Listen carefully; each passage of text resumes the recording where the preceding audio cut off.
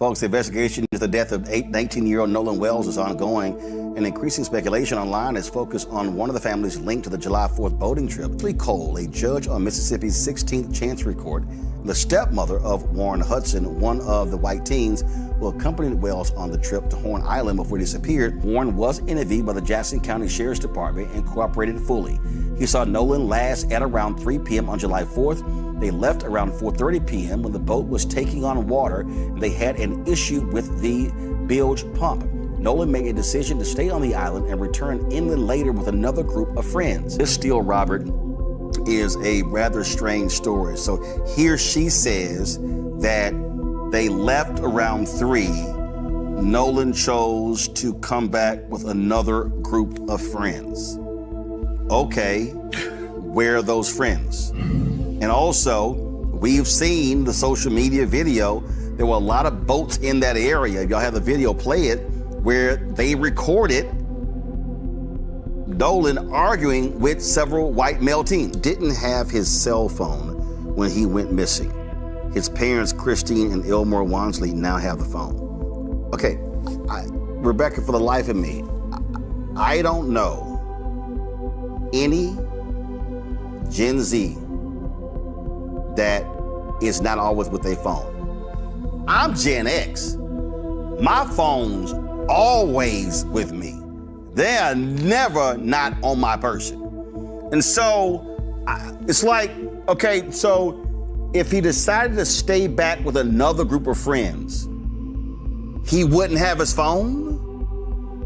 Why would his phone go back with the first group of friends? I think it's very unusual that a young person, any person, would be separated from their phone, especially if they were that far out, right? Folks, today in Chicago, the NAACP convention, civil rights attorney Ben Crump joined the family of Nolan Wells, where they laid out their findings of an independent autopsy that was done on the body of the 18-year-old here in Washington, D.C. As in the case with Nolan Wells, at the time of this report, this forensic pathologist does not know the condition of Nolan Wells. He did not know whether he was conscious or unconscious when he entered the water. He said that would be significant. He said he did not know whether he was forced into the water or unforced into the water. He said that would be significant. So he said the condition of Nolan Wells before he entered the water would be the crux of the matter. It would be of utmost importance to being able to determine a cause and manner of death. He said, definitive circumstances of death are required to determine the manner of death. For these reasons, this pathologist cannot rule out, and let me really call your attention to this. For these reasons, this pathologist cannot rule out if any intervening non-accidental factors contributed to or caused the death of Nolan Wells. Very open. He says, however, dissection of the back of the head during the layered posterior neck dissection revealed a 12 by 8 inch focal area of red discoloration in the deep soft tissues overlaying the occipital bone. And he talked about how he found red discoloration when he cut open into the back of his head towards the occipital bone, and he saw the red discoloration, and we actually saw the pictures of it. It's significant. You can't help but notice, why is this dark red here in the back of his head? And so he was important to note that in his report. He said that etiology of this finding is unclear. There are no lacerations of the overlaying skin nor fractures of the underlying skull. These findings are inconclusive for perimortem injury due to both the extensive decomposition and the absence of associated injuries. This finding, however, is significant enough to be highlighted in this preliminary report for further investigation. It is important to reiterate that the finding could not have been observed in the first autopsy because the posterior head and neck dissection were not performed. He said another limitation, move this back here. Another limitation faced by this forensic pathologist was the absence of the anterior internal neck structures. The trachea and the laryngeal cartilage, the thyroid horn, and the hyoid bone were not received with the body. So he's saying that the throat was not received with the body when he got Nolan Wells' body in Washington, D.C. to perform the second autopsy. And so let's discuss that with what he said about that. He said, it is assumed that the initial pathologist retained these structures for additional evaluation.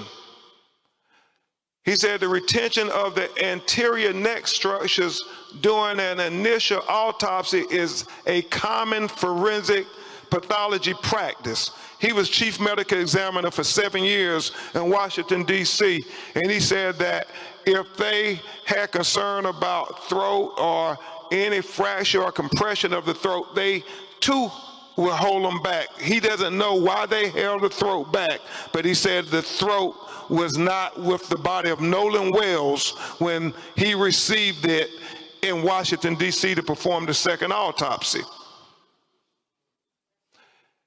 He said, nevertheless, a posterior neck dissection performed without review of the anterior neck structures is incomplete.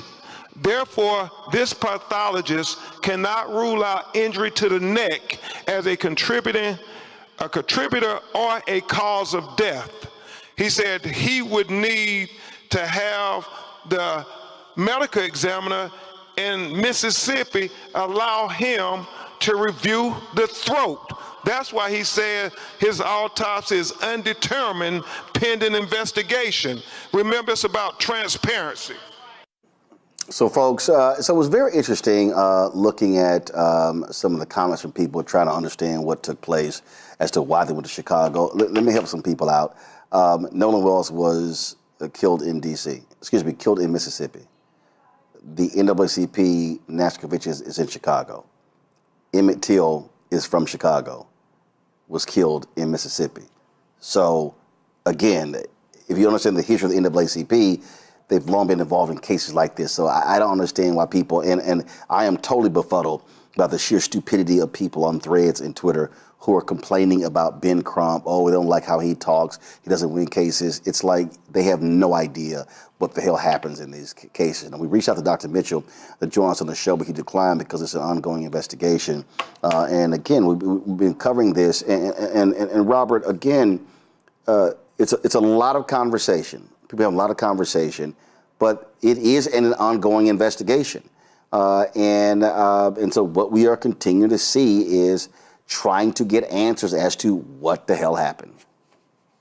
And I think that's what's most important in this case. These questions. I spoke with the family of Kendra Johnson recently, who had very similar circumstance of a young black man who ends up dead, and mysteriously nobody knows anything about what has happened to anybody. Everyone gets real quiet. You're dealing with small town politics, small town law enforcement, small town judges, etc. And the families often end up never getting justice or never getting a satisfactory answer. And this is what is so significant right now about not having an operational Department of Justice. There's one thing to see what they're doing with the Epstein files, what they're doing with other investigations, but not having an operational division of civil rights in the Justice Department is perhaps the most tragic part of what's going on with this extreme MAGA agenda, because we normally would have a federal backstop where if local jurisdictions were intransigent, if local officials were recalcitrant, you would have the Department of Justice and the FBI that could step in, as you saw with Cheney and Swerner and Grutter in the 1960s. Now this is going to be very much on the family and on outside organizations to donate, to not only determine what happened with this autopsy, but find out what happened in that crucial first 48 hours to determine how exactly did the messages get deleted off his phone. What pictures or videos are still out there on some cloud or some cell phone that might be dispositive. Where exactly this young boy's throat at? And how is that missing from the body? There are more questions are being raised by the day, and the compulsion of local jurisdictions to simply try to sweep these things under the rug. We've seen time and time again that once you start shining light on this, once you start bringing national attention, you get answers. And the fact that we don't have a Department of Justice or our FBI right now that can help us means that we have to depend on ourselves to fight this fight. Rebecca. So, I want to shout out Dr. Roger Mitchell. He is the only Black male chief medical examiner in the country. I'm going to say that again. He is the only Black male chief medical examiner in the country. And because of his scientific knowledge and because of his medical training, he has really pushed the envelope for civil rights and for making sure that Black and brown families, especially Black families, receive answers. That is the very reason why Nolan's body came here to DC, because this is where Dr. Roger Mitchell resides. And I think it's important to say that, because this is another reason why we need more Black people going into that particular profession. I've sat on panels with him where he's gone through the criminal legal system, and he's talked about deaths while people were incarcerated. And oftentimes he went into those prisons and he was able to conduct many of those autopsies to show that there's been systemic issues, especially towards Black people, Black men who are incarcerated and who die in custody. But that said, yes, Robert's right. There's so many questions that are left, even the question about the throat. I heard a medical doctor speak on it earlier, saying that sometimes if you're still doing an investigation, then certain body parts might not go to the second or third or to the subsequent medical examiner examining the body. However, Dr. Roger Mitchell did this examination, I think at least 10 days ago, and we've seen that this autopsy has been released. Mississippi has had it longer. So even if they were keeping the throat longer to continue to pursue additional investigation, why haven't that information been made public? Why hasn't that throat then been shipped to DC for Dr. Mitchell to complete his examination of the body? There's too many questions. And we know, and I know there are different, like I'm an attorney. I know there's many attorneys who are reluctant to provide a conclusion on this, and that's responsible.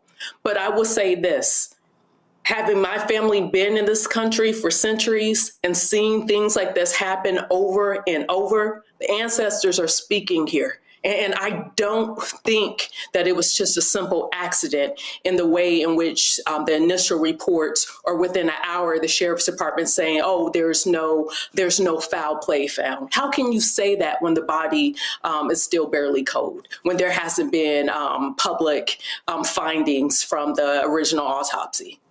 Derek? Yeah, I'm going to pick up where Rebecca left off. I mean, it was problematic for me as a father of 7, 4 daughters and 3 sons, to hear a sheriff to say there's no foul play here. How is there no foul play? Because if the roles were reversed, Roland, if there was 3 young black men and 1 white boy, 4 went over and 3 came back. Their cell phones would have been confiscated. They would have been interrogated for hours on end. It would have been a thorough investigation from beginning to end. And so this has been problematic from the time the sheriff said there's no foul play. And I get all the other players, the parents of the other 3 boys, they're very strong and political in nature. But what about Nolan Wells' family? I'm going to keep coming back to that. We continue to watch this 2-tier justice system from 1619 to 2026. How many times do we need to say, Roland, enough is enough? And that's the part that from Kadir Skinner, Eric Gardner, Breonna Taylor, the list continues. These families demand justice. And when you continue to have more questions than answers, we're going to get the response that we currently have. Indeed, indeed. Folks, we're going to continue to cover this story, giving you the latest. And again, I need people to understand, there's a lot of conversation around this. We don't have much information. We don't have much information. So our objective is to give you real, credible information. So whatever's the latest, what's new, we'll actually have that for you. All right, folks, let me tell you about Chapter. Now, if you're on Medicare or about to be, the system is not set up to work for you. Too much fine print, too many plans, and too many people making money off of your confusion. And look, we're used to this. We're no strangers to systems that don't have our best interests at heart. But we don't have to accept it when it comes to Medicare. That's why I'm telling you about Chapter. Their advisors are independent and honest. In fact, they're the only Medicare advisors that compare every plan nationwide. And they're focused on one thing: what works for you. If there's a better plan out there, they'll find it. If you're already in the right one, they'll tell you that too. There are no games. Just last year, people who switched with Chapter saved an average of $1,100. It's 20 minutes and a real person. It's completely free. My parents actually have already called. My mom sent me a text. Folks, give Chapter a call at 724-264-8281, 724-264-8281, and connect with someone you can trust. Folks, these are the kind of services that we need for our audience here at Roland Martin Unfiltered and the Black Star Network. So call Chapter right now, 724-264-8281. An update in the Nolan Wells case, folks. The autopsy report in the Nolan Wells case is going to remain under wraps until a grand jury review. That's the decision of the District Attorney Angel Miles McElrath. She released this video laying that out. Let's get this to play. 1 second. I want to talk directly to the people of Jackson County. Our community is grieving the tremendous loss of Nolan Wells, who is loved and treasured by everyone. Nolan's family deserves answers, and our community deserves answers. Every death in the county, except those of natural causes and non-criminal car wrecks, are presented to your grand jury. Many people don't know that. We have handled death investigations in this manner my entire career. Nolan's case is being handled the same way, with the same care and the same commitment to the truth that we handle all death investigations. I understand the public's urgency to know what happened to Nolan, but we are not taking time for time's sake. We are taking the time required to complete the work this investigation demands. Since Nolan was reported missing, local, state, and federal law enforcement agencies have worked around the clock investigating what happened to him. Every piece of evidence must be examined. Every credible lead must be followed to its conclusion. Every witness interview must be analyzed in context of all other evidence. The pressure for answers does not change what the work requires. Our responsibility to Nolan and our community is to complete this investigation thoroughly, carefully, without compromise, supported by the evidence and worthy of the confidence of the people we serve. I also understand that many people have questions about why more information has not been released publicly. In Mississippi, the rules of professional conduct restrict the information a prosecutor can release during an investigation. Our restraint in communicating facts and evidence is not an effort to keep the truth from the public. It is an effort to protect the integrity of this investigation and the grand jury proceeding. As your district attorney, I have an ethical obligation to avoid public statements that could influence witnesses, prejudice a proceeding, or compromise the fairness of the legal process. My obligation extends to and requires me to use reasonable care to ensure investigating agencies avoid making those statements and releasing information as well. These rules exist to protect the search for the truth, not to prevent it. As divided as the discussion surrounding Nolan's death has become, I know we all want the same thing, to understand what happened to Nolan. With that being our shared goal, we must also share in the goal of protecting the integrity of how the truth is discovered. If we sacrifice the integrity of the process in effort to satisfy today's questions, we risk undermining the confidence in tomorrow's answers. When the public asks, what about this, or have they looked at that, or did they think about this? The answer is yes. Those are the same questions investigators ask. The difference is that we can't publicly discuss the evidence, the interviews, or what those efforts have uncovered while the investigation is underway. Again, our restraint in sharing details of the investigation is not a refusal to share the truth. It is our commitment to protect the process that allows the truth to be known with confidence. There's a lot of information out there, and there is a heck of a lot of misinformation out there. I simply want the community I serve to know that this investigation is being handled with the care, professionalism, and commitment to the truth that every family in Jackson County deserves. As we continue this important work, Nolan's family, his friends, and all who loved him remain in our prayers. So, Matt, you can't release the autopsy details? You can, but I will tell you, I'll probably take a different tack than other people on this, having been the number 2 at a DA's office. These are the real conversations that are had. I mean, people have the real conversation about what can we release without affecting the integrity of the investigation. Now, whether she can release it under Mississippi law, I don't practice and live in Mississippi. I don't know what it is there. In Texas, it could be released. We don't have this, at least not that I know of. We didn't have anything where we had to hold an autopsy before it could go in front of a grand jury. So that may be an election on their part. I do think generally from a law enforcement standpoint, it is smarter to keep information in before it goes to a grand jury, before you disseminate it, especially in a case that is a high profile case. I mean, I just think that that's their ethical duty to try to be good stewards of the case that they're building. Whether they have to do that is a different question. Whether they always do that is a different question. I don't know those things, but I do know there's some benefit to being smart with that. But I will say on the opposite side of that, every time I see a statement like this, I think about Bob McCullough in the Michael Brown. Yep. And if you remember in those statements, what they tried to do is they tried to get people's assurance that you could trust the process by using the grand jury as this nebulous thing that exists out in the ether. And you can trust what's going to come from it because we took it to the grand jury. Now, I can't say what I ever did in front of a grand jury as a former prosecutor even, but I will tell you, at least in Texas, the only entity that has a right to go in front of the grand jury, like as a matter of course, is the prosecutor, not the other side. So what is said in a grand jury room?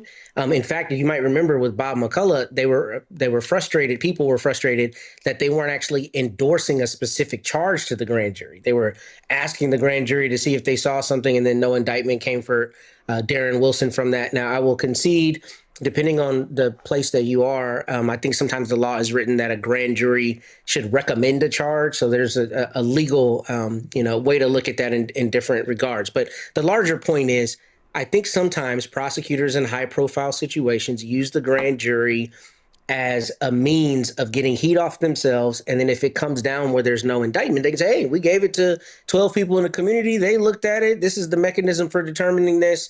No blood on our hands. And I don't know that she's doing that here. I will say I think this statement was more robust than a lot of times you see from prosecutors, at least explaining part of the law.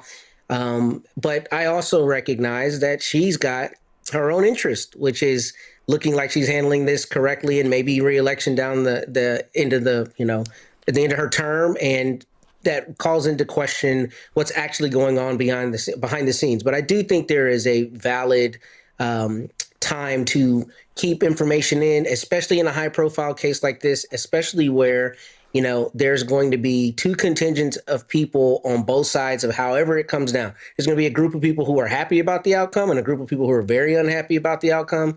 And I think they want to control as much information going out at this point. So it makes sense to me logically, but I also think that there may be some space where they could totally release the autopsy without running afoul of the law, and maybe they're just choosing not to do that. Well, Candace, Matt decided to take your thunder. I was going to specifically ask you about that St. Louis case in terms of how they were like, well, we just took it to the grand jury and, they decided. I mean, this is giving me shades of that. And grand juries are sealed, right? So we don't know what that process is going to be. That will ultimately give us the decision after the grand jury process is complete. I think the other thing is that so far, they've released everything else. We've already had the police come to a conclusion that there was no foul play involved by like day or 2 or 3 after they found the body. We have information and audio and video and statements and people talking and press conferences. And now you want to stop at the autopsy? So we are already in a position where we have talked about this and any other case so much that your idea of an impartial jury and the Sixth Amendment right to a fair and public trial, it's already kind of diminished, right? We know that people are going to go in there and they're going to have to be reversed in terms of their thoughts because everybody has information about this case. And you're supposed to go inside, say, as a potential person, as on a jury, as an impartial juror, someone who can clean the slate and go in there. So even we have all this information, give us the autopsy too, because we have so much already. It doesn't matter. We have too much that we've been discussing, even with what the autopsy has given us so far, this red spot at the back of Nolan's neck. We've been talking about that for days now. Everybody everywhere, people who could potentially be on the jury and everything. We also know this about what happens in a court of law. Who knows what evidence is even going to make it inside of the trial if it goes to trial. It all goes through a process where really the evidence you have to go through a process and certain evidence makes it and certain evidence doesn't. So we don't even know what's going to be considered. So we might as well see what all of it is, because this is all part of the process in terms of us being taxpayers, keeping the lights on at the courthouse, paying the prosecutor, paying people who are on the jury. It's our right to see everything, and it's our right as the public to have access to everything starting now. Michael? Yeah, Roland. This does seem like somewhat of a diversion to take heat off of the district attorney's office, take heat off of the Jackson County Sheriff's Office, because we still, not only are we still waiting on the autopsy, but we're still waiting on the toxicology report from my understanding. Okay.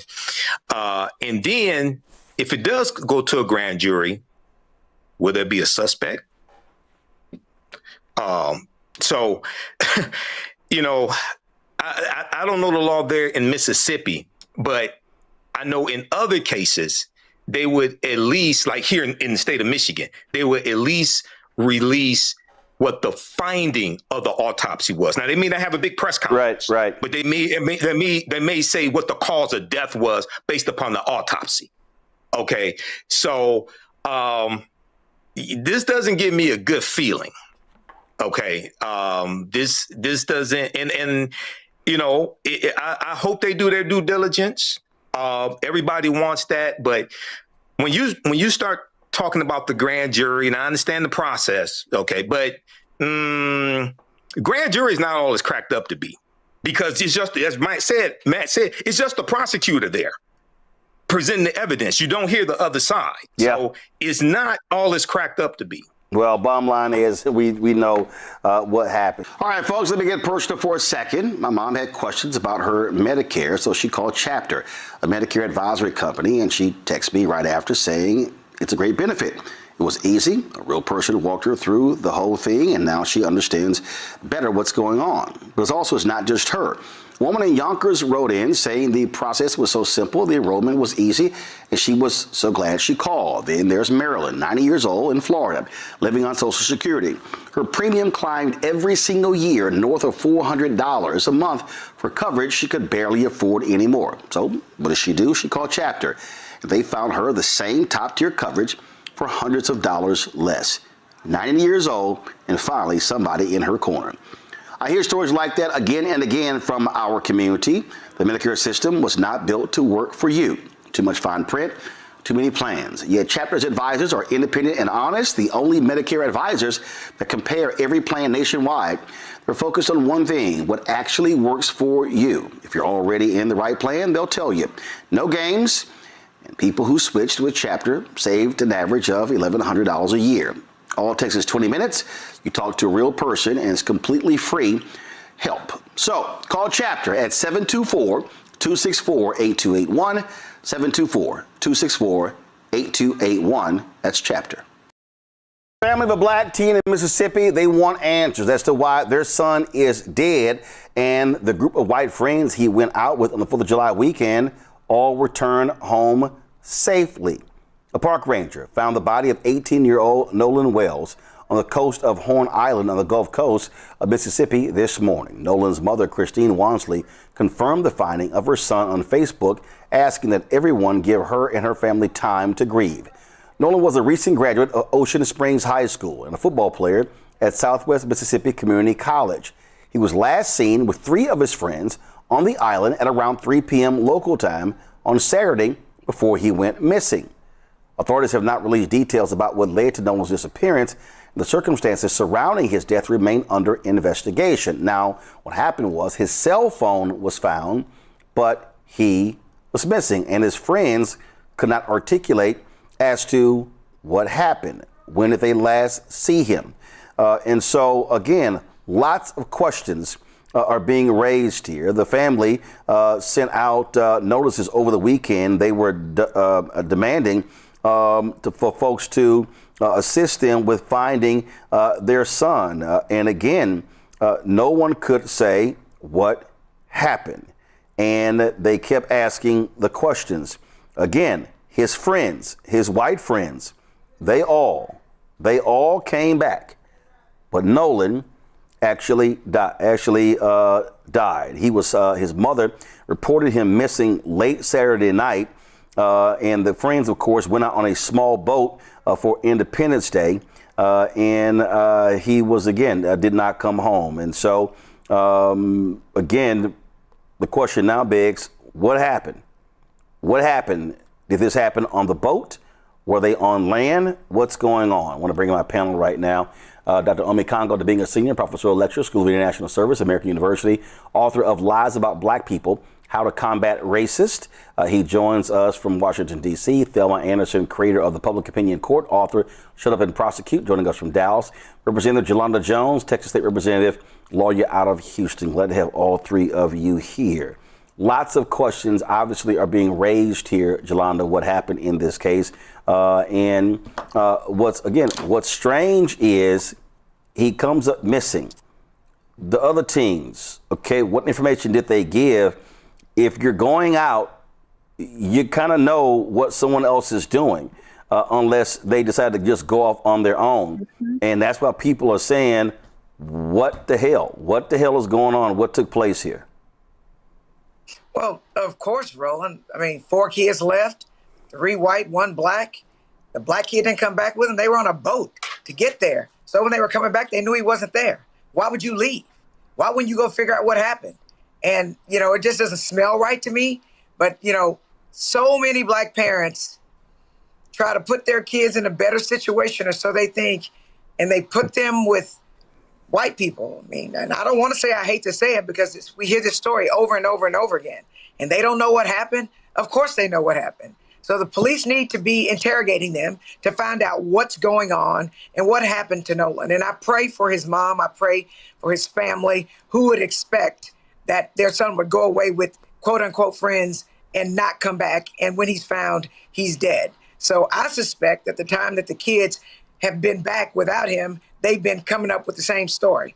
I suspect their parents have probably already contacted lawyers and they're trying to CYA, you know what that means, cover their asses. But we hear this story over and over and over again. And Black people think that integration was great. It wasn't. In 2026, we see that a Black kid is not safe when he goes out with his white friends on an island. And I mean, I think Black parents need to pay attention. Again, we do not. Here's what. Again, this was a photo that was posted, and the family shared photos all over the weekend in terms of looking for him. So we don't know. So I don't care. We don't know. 1 second. We don't know. One second. Okay. 1 second. Okay. Okay. We do not know what happened. All we do know that at one point he was separated from his cell phone. They went to this island. They went to, Thelma, was a remote island that was only accessible by boat. And so again, over the weekend, I saw a number of social media posts on Saturday, on Sunday, folks calling for national media to pay attention to this story. Again, speculation is one thing. Facts is another thing. And unfortunately for this family, they now have to bury their son after his body was found this morning. Well, all I'll say is one second, Jolanda, 1 second. Thelma, and I'm a Congo. Just hold on. Thelma, go ahead. What we do know is that this friendship with these young boys have been going on for years. We do know for a fact that they have been on the water several times with Nolan, and he's happened to make it back every single time. But this time, what we do know is there's a timeline. The timeline starts around 3 p.m. when there was a allegation that they could not locate him. There was another timeline that said around 4 p.m. they were still trying to actively search for him. But there's another allegation that around 7 p.m., that's when it was notified to the parents after they made it back with his phone. So in the interim, if those allegations are true based on the timeline, what was going on in the interim of those 3 hours? What I can tell you is that they have lost valuable evidence at this point, because what we did see is those young men on that boat drinking underage, which is a crime in the state of Mississippi. What we do know based off of the timeline that now we cannot collect urine samples to see how intoxicated these young men were. We can't collect any statements from them at the time of this happened to actually get a factual, accurate account of what they recall based on where Nolan was and where they last saw him. So now it's going to be upon the parents to get independent everything. They need their own civil rights attorney. They need their own trial advocate. They need their own ME expert, an independent autopsy done, not with the state solely, because it's too many questions that need to be answered. They're going to need a forensic phone specialist in order to determine what was going on with them phones, who made contact, who was talked to after the fact, what was the last contact with Nolan based off of cell phone service. It's going to be a lot, but it's some valuable time that has been lost. But what we can say for a fact is that they've been out on that water before with Nolan, and he's made it back every single time. But So this time. this is Ome Congo. This is from Capital B. They reported Wells was last seen on July 4th on the island, where he was hanging out with a group of friends. The friends returned home, but no one has come forward with any information about what happened to him. Later in their story, they say there's been no official reports or additional information from those who were present about what happened. That right there raises a serious red flag on Mekongo in order to understand, because if you had a friend and you go out, this is very simple. Did he fall overboard? Did y'all search for the body? Did they arrive at the island? Did all of you get off and go on the island? Were y'all together? Did you go separate ways? Did he run into someone there he knew and then he left with them? All those are the kind of questions that those friends are going to have to answer to authorities. And these are the types of questions they should have immediately told the parents if they were being honest and upfront about what was going on. And I know that, this case is immediately becoming racialized, for obvious reasons. This also makes me think, Roland, we covered it here, 2022 with Shanquella Robinson.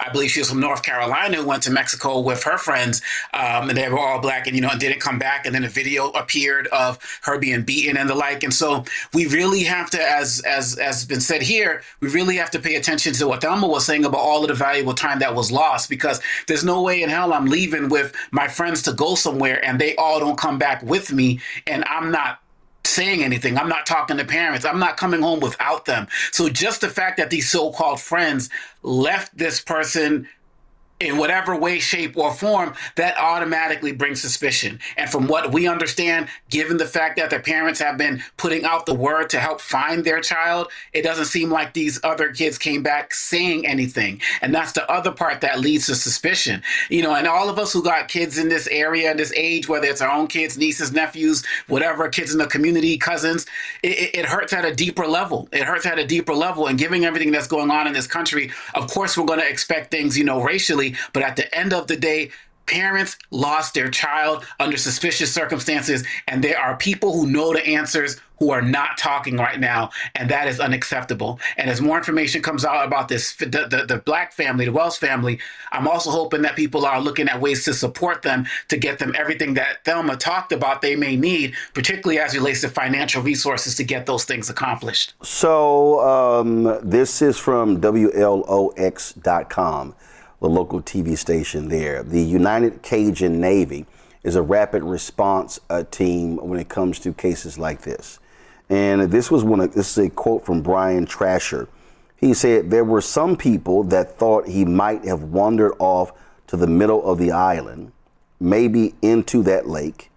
We'd sent people up there today, and if he was barefoot, there's no way he made it up there.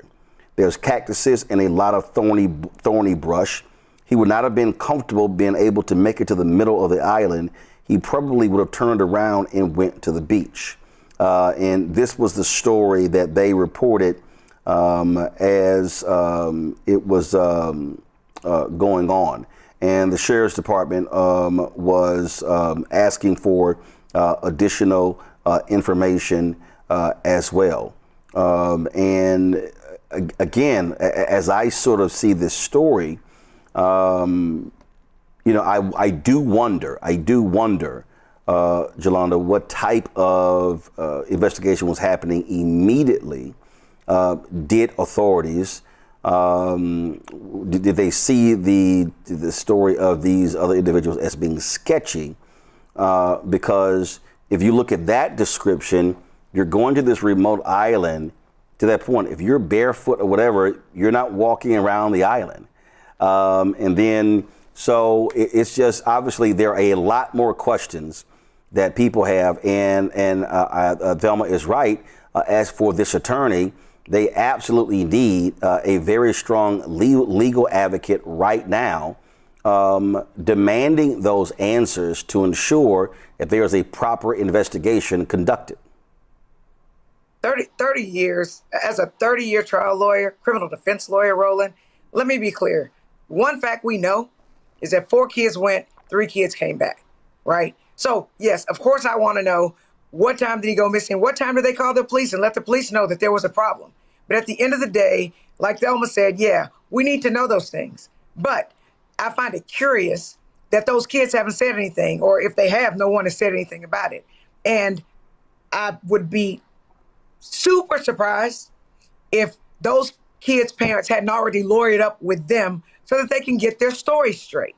Nothing about this sounds right. I don't care if they've traveled a whole bunch of times and made it back. This time is really all that matters because Nolan is dead.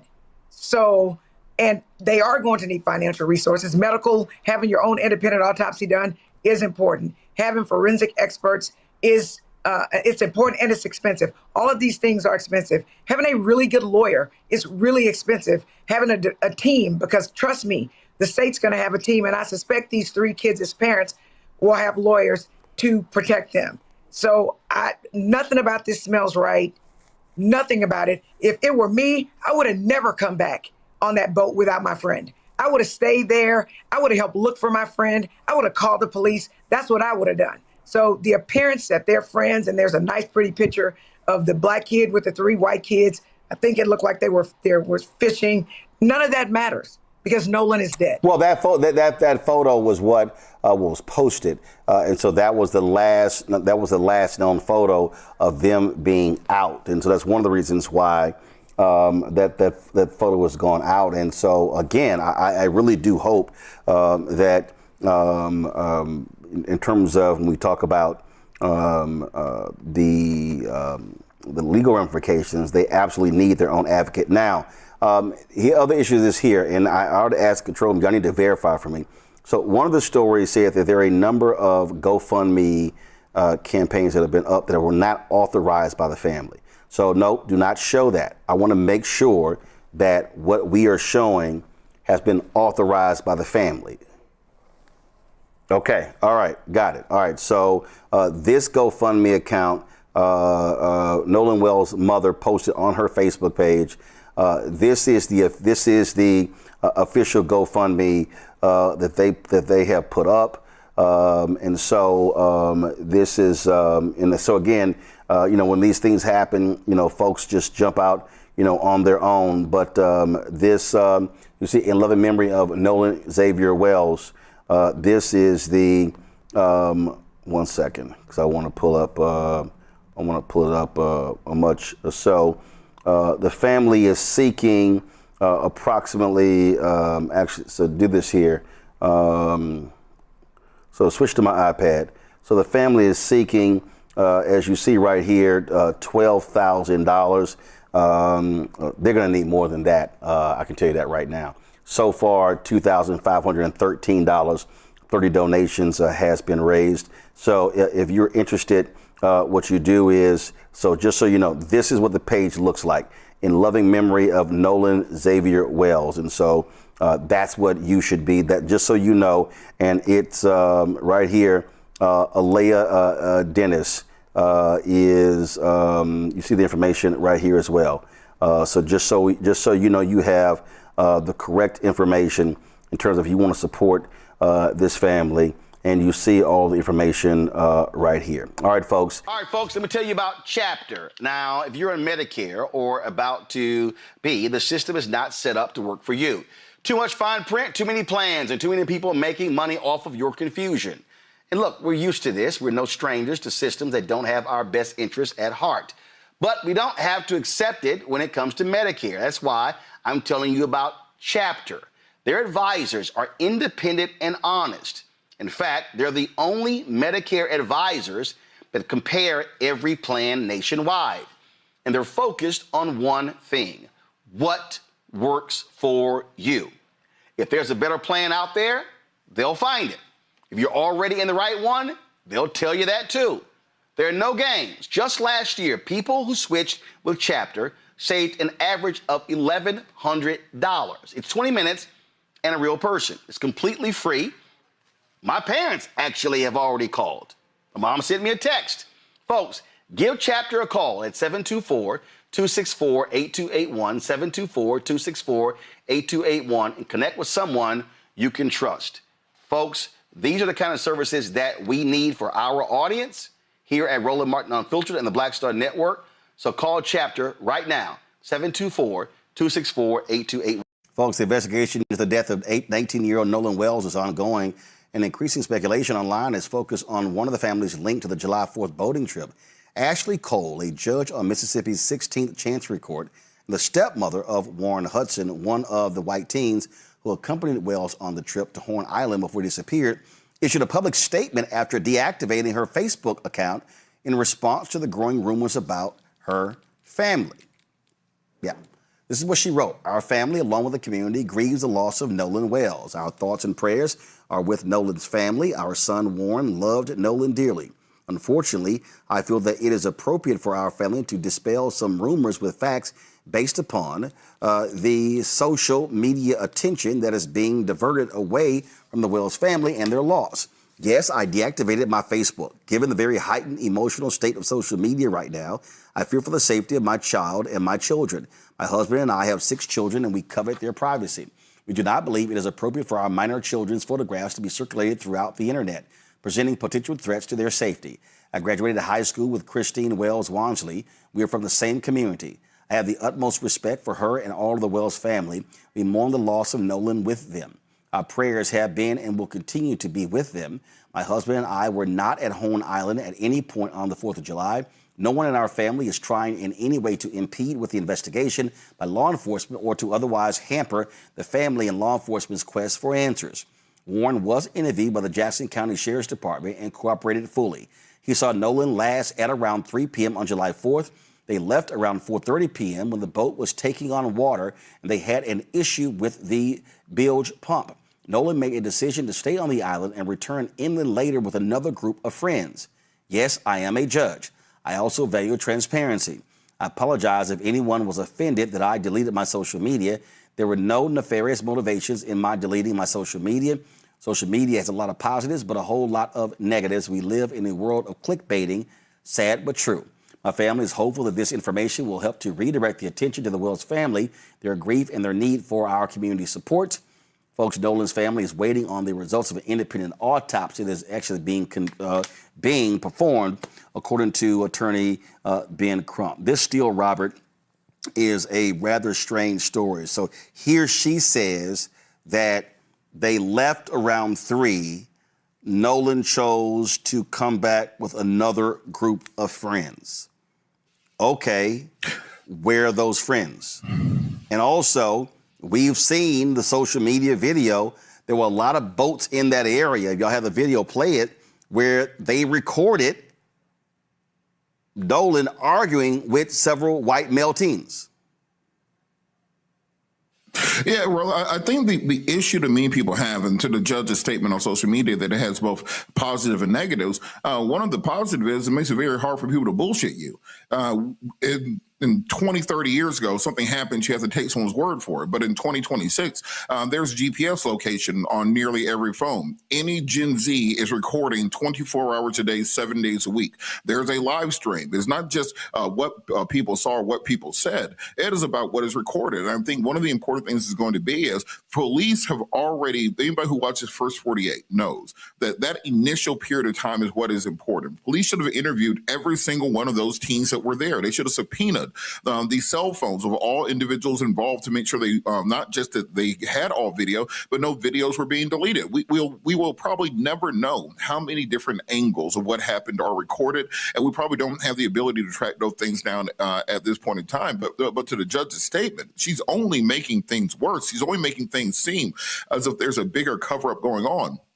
I've had the same 5 best friends since freshman year of college. It's been 24 years. We've all been friends. I know where all of them are at any given time. And if one goes missing for any period of time, we will all come together like the Avengers to make sure I'm usually the person missing. But with that, this idea that nobody saw anything, nobody has any concept of what happens, I think is very unsettling to most people. And now there's a social media trend happening called Check on Your Brothers, where black men are literally walking up to black men who are the only black kids or black dudes in their social circle and just checking in with them to make sure they are okay and make sure they know that they are seen, that they're looked out for. And if anything happens, you have a brother around here who can help out. And I think it's important for us to reform this sense of community, this ability to communicate, because we've seen this happen too many times in recent years to the point that we can no longer say it's just a coincidence that so many times there's a group of people and the only black person is one who ends up dead. Here's why I'm confused, Rebecca. This is a News Nation story as they were looking for him. It says, Wells didn't have his cell phone when he went missing. His parents, Christine and Elmore Wansley, now have the phone. Okay, Rebecca, for the life of me, I don't know any Gen Z that is not always with their phone.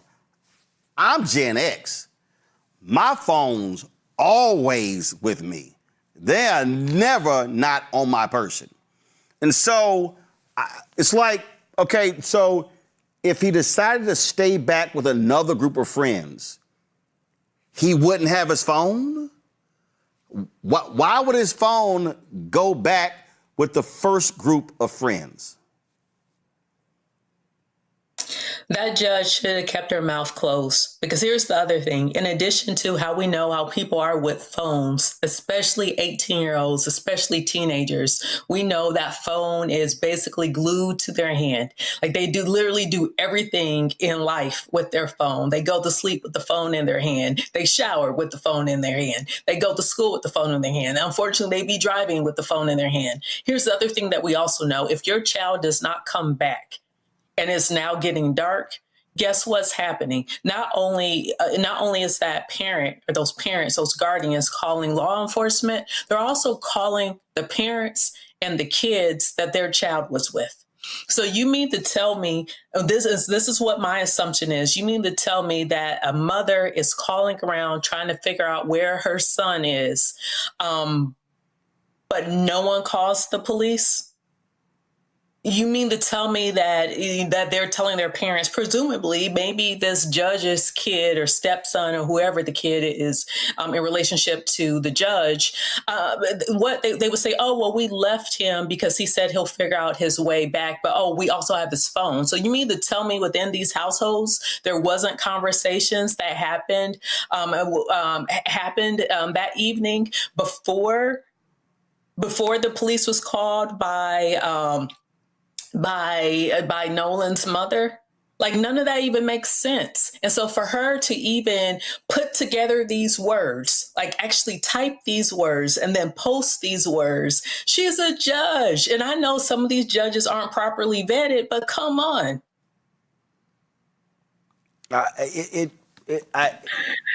All of this is baffling to me, Joy. And again, I'm just going to start with, if a person decides to stay back, they don't let you take their cell phone. A young person is taking pictures, taking videos, all that sort of stuff along those lines. How does the phone get separated from the kid? I don't know. Listen, I unfortunately disagree with some of my co-panelists here. I don't think there was anything wrong with what this mother said, and she chose to say she was going to get off social media. Hell, I've gotten off social media when things get too hot. So I don't really have an issue with that. We don't know her son's involvement, what to the extent. We don't know anything. What we do know is it's suspicious. We do know that. I agree with you, Roland. I think it's very unusual that a young person, that any person, would be separated from their phone, especially if they were that far out, right? That just feels unusual to us. The investigators are getting a lot of information right now. And what we have got to do is make sure that we are keeping the pressure up, that we want regular updates on this story, that we want to make sure everyone is investigated, including some of the parents who may have been engaged with some of they're adults, but some of their young adult children who may have gone to their parents and talked to them after the fact. We don't know that, right? So I'm sure everybody's cell phones will be, looked at, subpoenas, et cetera. All of that should happen. We should have a record, not just of the, parent social media. The parents weren't there, so that's likely irrelevant. But the children's social media is absolutely relevant. So if they eliminate their social media accounts, I think that's a horse of a different color. I hope that we're all seizing that information, that evidence right now. We need to know everything that happened on that island, proceeding to it, and importantly, after. What did they say about that situation? Did they try to coordinate their stories?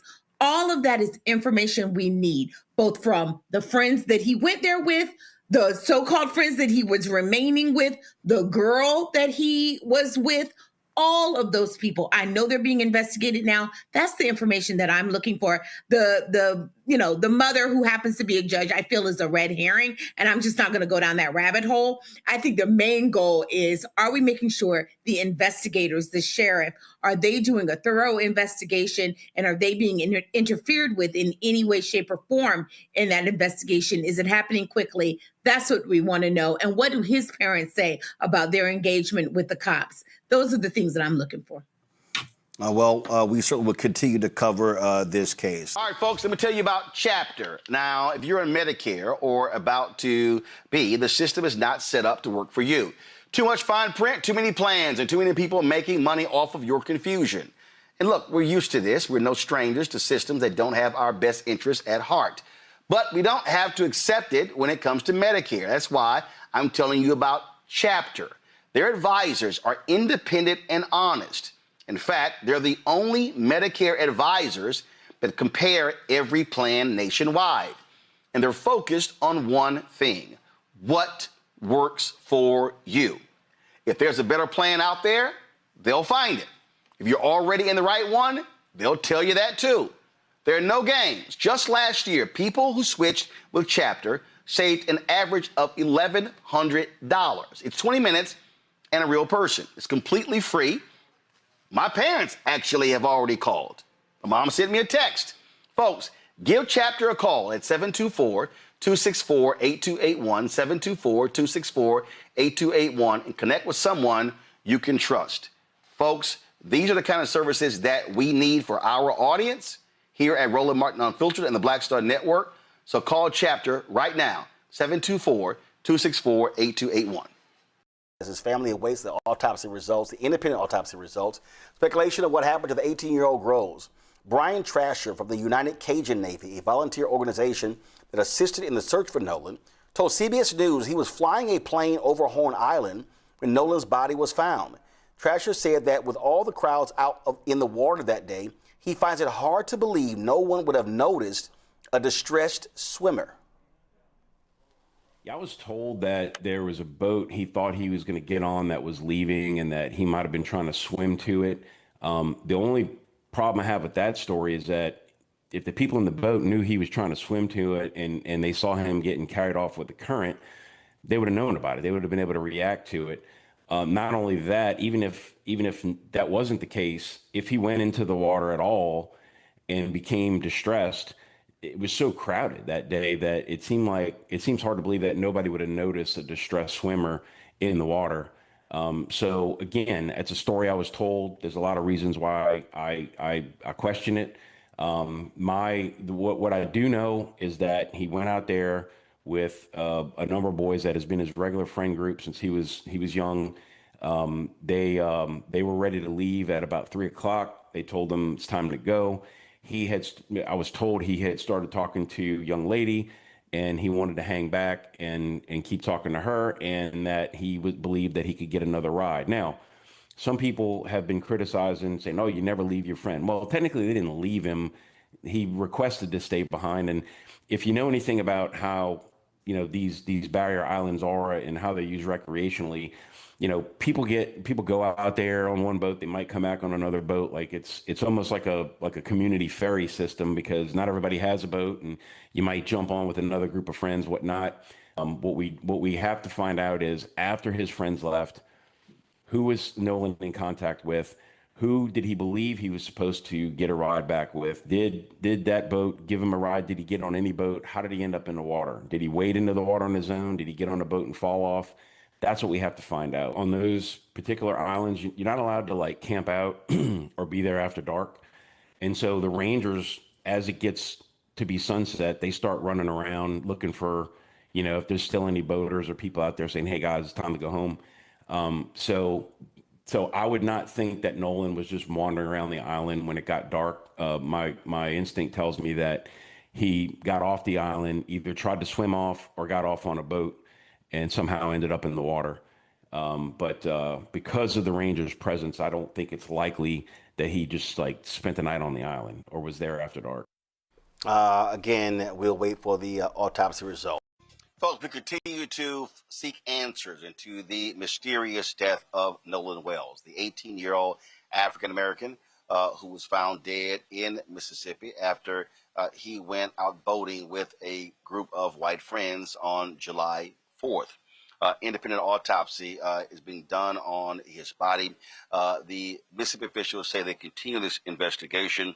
And again, we continue to, ask the critical questions. What happened? What happened to this young man?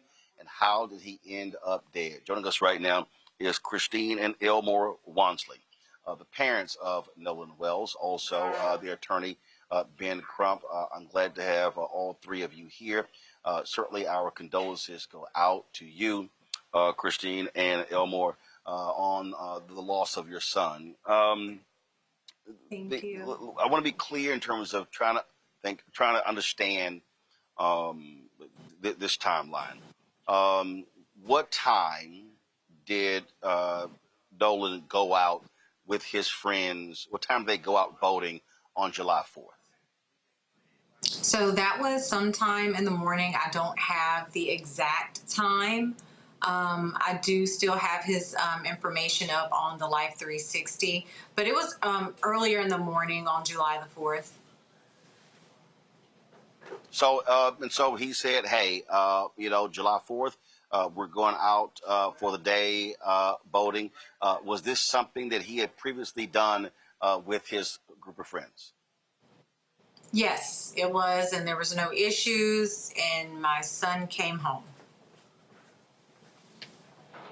So, did he indicate for you what time they're going to be coming back? No, like his dad has stated in multiple interviews, it was his last hurrah before reporting back to school. So we were just, going to let him have that time to really just decompress because, football can be a lot on you, especially too, he was a student athlete. So he wasn't just, doing one thing. He was having to manage both. So the evening arrives. All of a sudden, it's getting darker. You have not heard back from your son. What then happened? What time did you and your husband begin to get concerned when you had not heard from or seen Nolan? So honestly, we got concerned when we got the phone call. There have been times when Nolan has come in later because he and his friends are, watching movies or, again, at some type of party. So, that wasn't necessarily uncommon. But when I saw his friend call me, my heart dropped because I knew something was wrong. His friends do not call me like that. What time? What time was that? That was around. That was, I think, 11:07 is when he called. And he said, he leaves that morning. Mm-hmm. So he left the evening before. So him and his friends, they'd all stayed the night at one of the other friends' house. Okay, so July 4th was that Saturday. So they stayed the night with some friends on Friday. So y'all last saw Nolan on Friday, and then he goes out with them on Saturday. Around 11:07 p.m. on Saturday, then you get this phone call. We've heard about them having his cell phone. When did they turn over his cell phone to you and your husband? So they actually gave the cell phone to my friend. Whenever I got the call that Nolan was missing, I was like, you know what, let me call my friend Tashima because her sons, Jalen and Javon, Nolan actually, those are the guys he actually grew up with, right? Like from playing City League on up. We were very familiar with Jalen and Javon and their mom. Again, they're friends of ours. And so I called her and I was like, hey, have you seen Nolan? Can you ask the boys? Have they talked to him? And she was like, you know what? And the boys, of course, they were like, no. So they're pulling up their location tracker on Snapchat because they all follow each other. And they, were able to help pin. I'm pulling mine up on Life 360. So between the two, we were able to determine where his phone was, which is not where his car was. So the car and the phone were in two separate locations. Elmore and I were trying to, after we got off the phone with Tashima, because she was like, hey, look, don't worry about it. I'll go get it. You know, we went ahead and started calling authorities to see who we needed to file the missing persons report with. And when you got the phone, Elmore, I have. Go ahead. I'm sorry.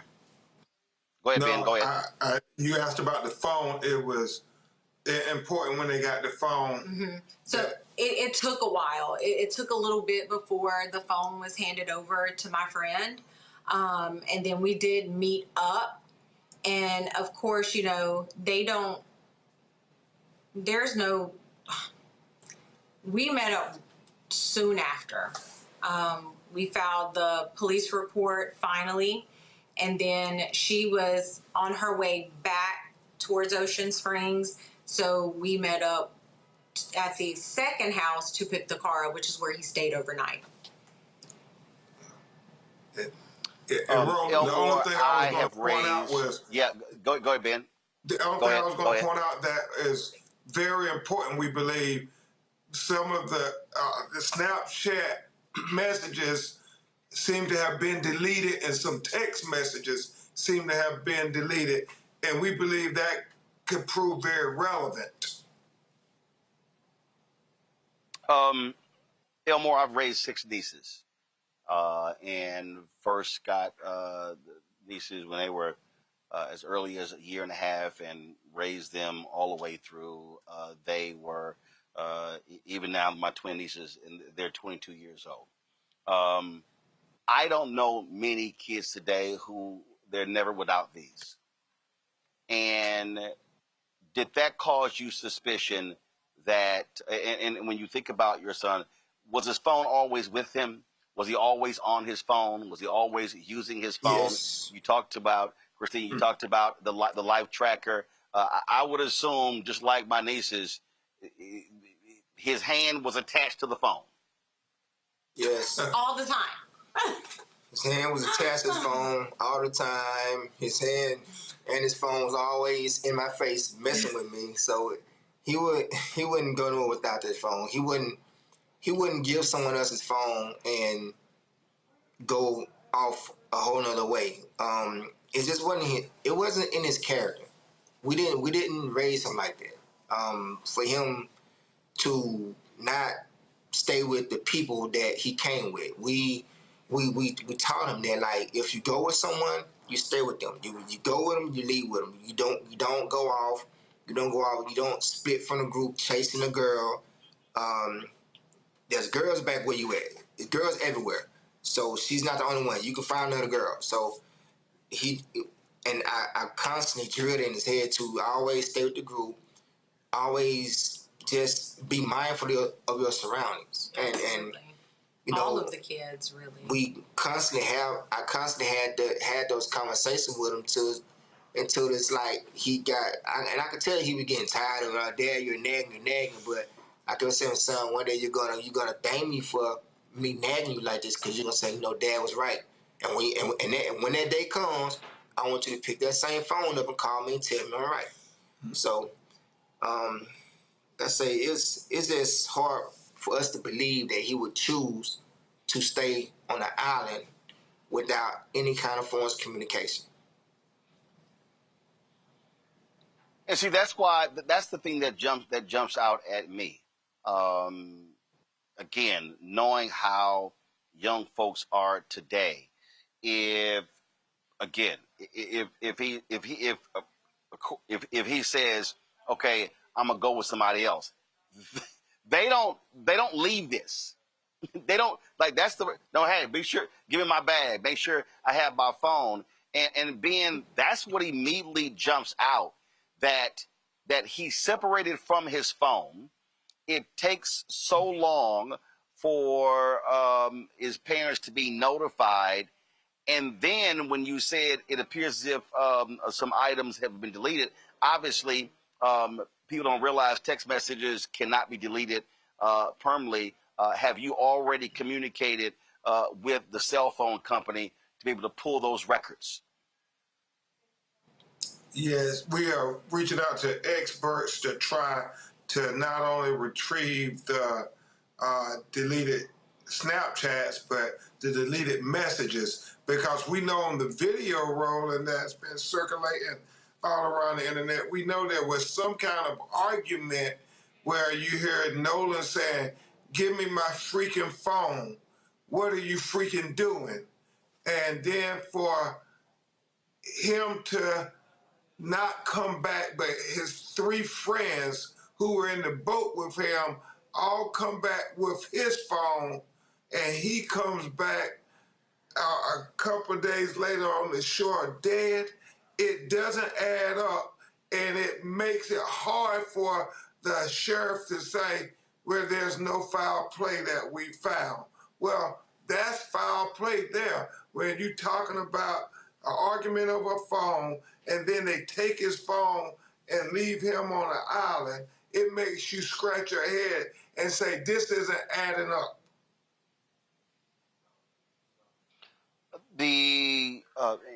Have you, Christine, and first, have y'all had any?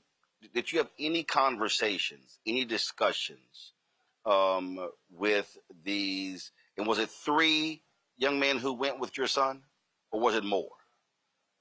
I think I'm pretty sure there were probably more present.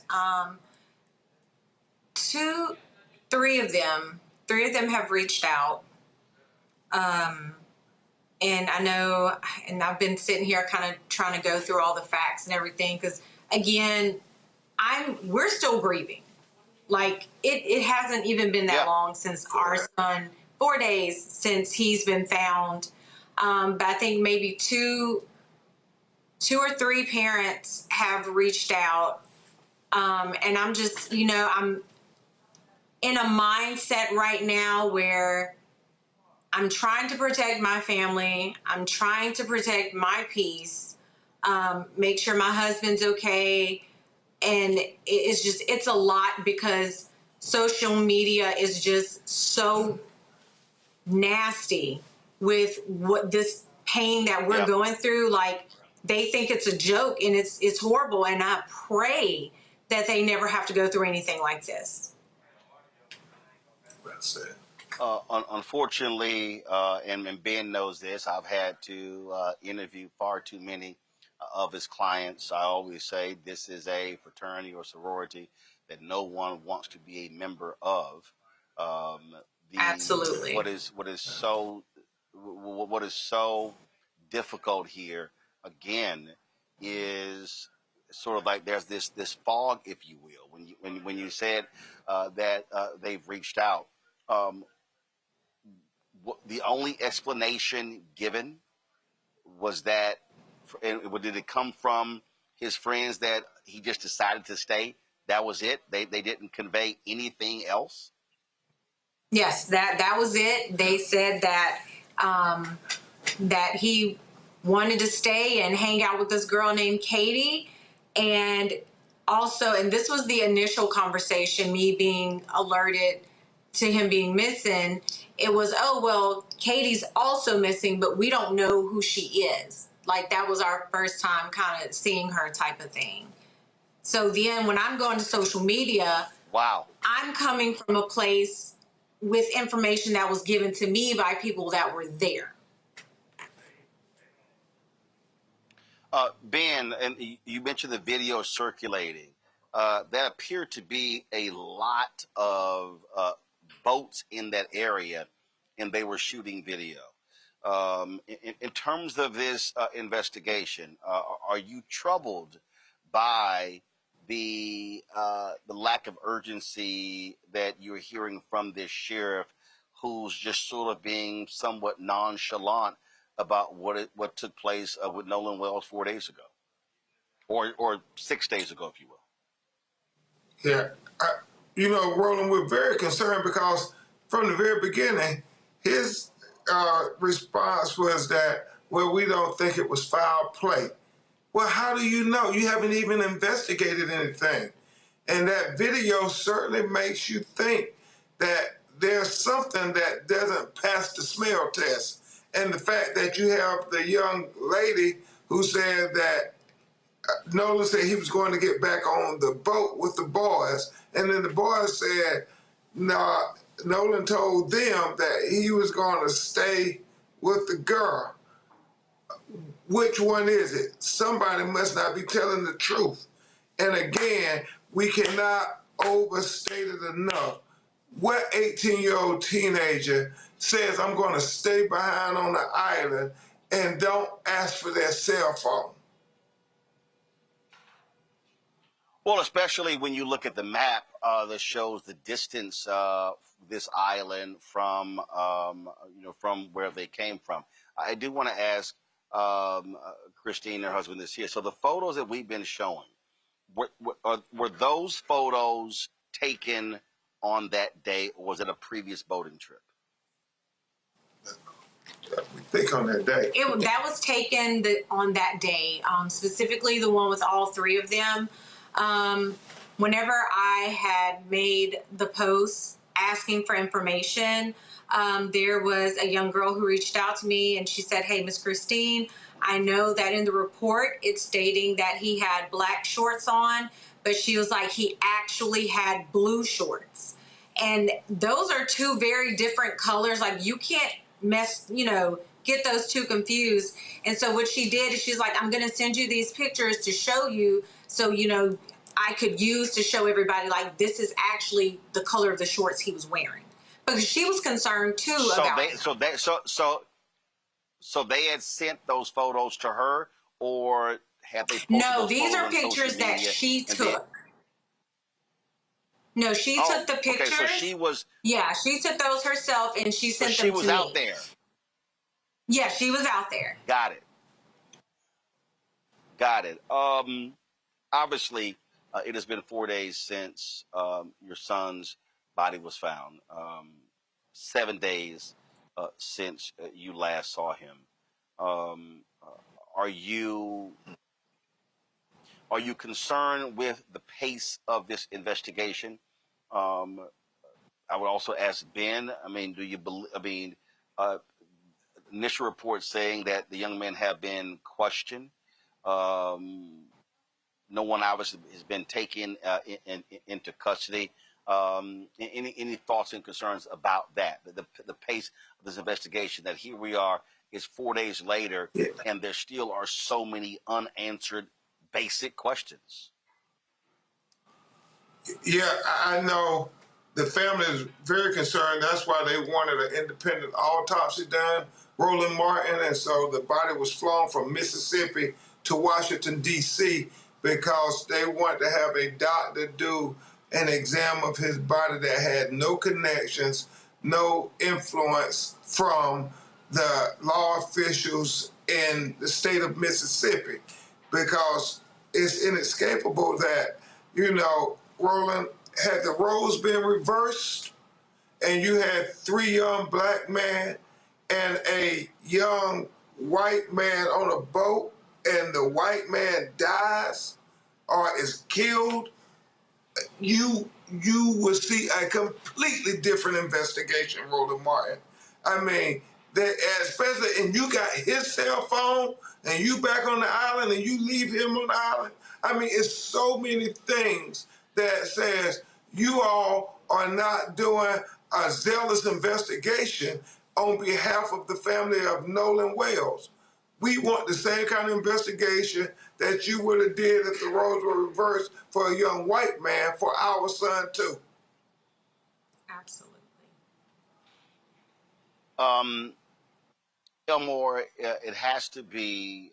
I listened to you as you talked about your son felt like you were badgering him when all those questions, and the reality is, fathers and mothers desperately want to protect their children, want to provide them with as much cover as possible, and so as you think about those many conversations,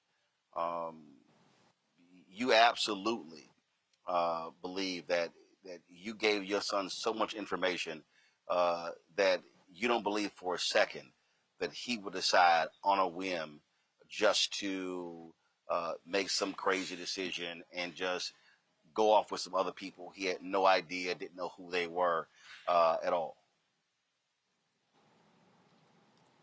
I believe I gave my son, like I said, enough information to not do that. He had too much at stake. He had a plan for his life. He knew what he wanted to do. He knew what he had to do coming up that following Monday, which was get down to business so he can get on with his life and get his future started. So for someone to tell me that Nolan decided to stay on the island to chase a girl, I do not believe you. No one is going to get me to believe that. Not one bit. No, I can't believe that because he wasn't raised like that. I had him super focused on what he wanted to do. He was finally buying into what I was talking about as far as sports and business and really taking it serious and understanding that if he wanted it, he had to put in the work. Just a couple of questions left. Christine, you talked about how nasty folks are on social media. It has to be extremely painful and difficult for you and your husband to see people who you don't know, who don't know you, who don't know your son, question you allowing him to be around white teens, questioning how you raised your son. What I would say to that is the amount of love and support that we've received from our local community, people outside of our community, and even his friends, it's a testament to his character. It's a testament to us as parents. And this is the thing. I would never, and my husband the same, we would never tell our child, any of our children, you are not allowed to associate with this person over here because of the color of their skin or because this person over here is purple. Absolutely not. And just the way Nolan's heart was, he was a friend to everybody. Like his heart was that big. So like, I don't care. Because at the end of the day, I know we did everything we could as parents, raised our children as best as we could. We have always told them to be kind, caring, and respectful to others, no matter who they were. And that's the way we were raised. So if anyone has an issue with that, then that seems like that's a you problem, not a us problem. Ben, final question for you. Have you gotten any indication? First of all, Ben, who's leading this investigation? Is it the sheriff or is it the Mississippi Bureau of Investigation? I think at this time it's still the sheriff because the sheriff is the one who's making the statements. The sheriff in Jackson County, Mississippi.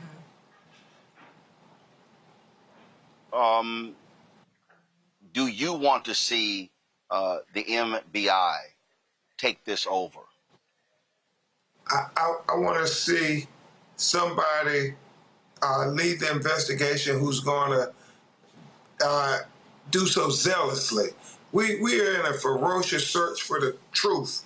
I mean, with every day that goes by, that makes it a little more daunting, a little more challenging. So time is of the essence. I mean, we don't want not one more sleepless night to go by just because they don't have answers. We know they're never going to have peace because, you know, their baby, as they talked about, bought their family so much peace. And so there's a void in their hearts and in their families forever. But let's at least give them the transparency that they deserve. As Christine said, any parent, black, white, brown, or red, you would want answers. If somebody came to you and said, we went out with him, we left him, and now he's dead. No, we got to get answers, Roland Martin. We must get answers. Christine Elmore Wansley, again, our condolences go out to you. Is absolutely difficult, and as you said, it's even more difficult when you're trying to grieve the loss of your son, and you're having to do interviews and, frankly, put the pressure on officials to get answers as to what has taken place. And so I appreciate both of you joining us. I appreciate Ben Crump, you being here as well. And certainly we've been covering this story from day one, as we always do. We're going to continue to cover this story because it needs to be told, and we need answers as to what took place to 18-year-old Nolan Wells. Thanks a bunch. Thank you so much. Thank you so much, Roland Martin. Thanks a lot. Quickly go to my panel here. Candace, when we talk about evidence collection, what is bothersome here is that these boys come back, they call the mother at 11 p.m., they don't get the phone until the next day. Anybody who understands investigations, you are most concerned about the destruction of evidence. Mm-hmm. In this case here, we're dealing with water. And so now, again, you don't know. Did they change clothes?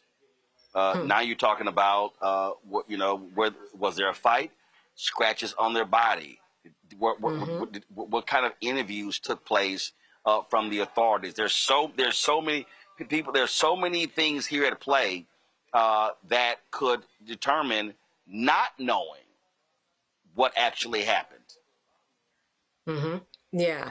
And you said the key word there, and that is the evidence, because the evidence begins right now. And if there are any lawsuits, that's what this part and this time is for, to collect the evidence and make sure that people are held accountable so that evidence plays out well in court, whether it's a wrongful death suit, a negligence suit, or any other criminal action that comes down the line, which there probably will be. Now, I'm not sure, and this is a question that I wanted to hear from them, and maybe you know this, if any of those young men that were with him did get legal representation. I have heard it. I'm not sure but to search for an attorney and not be as part of the search party is ridiculous. And that is evidence.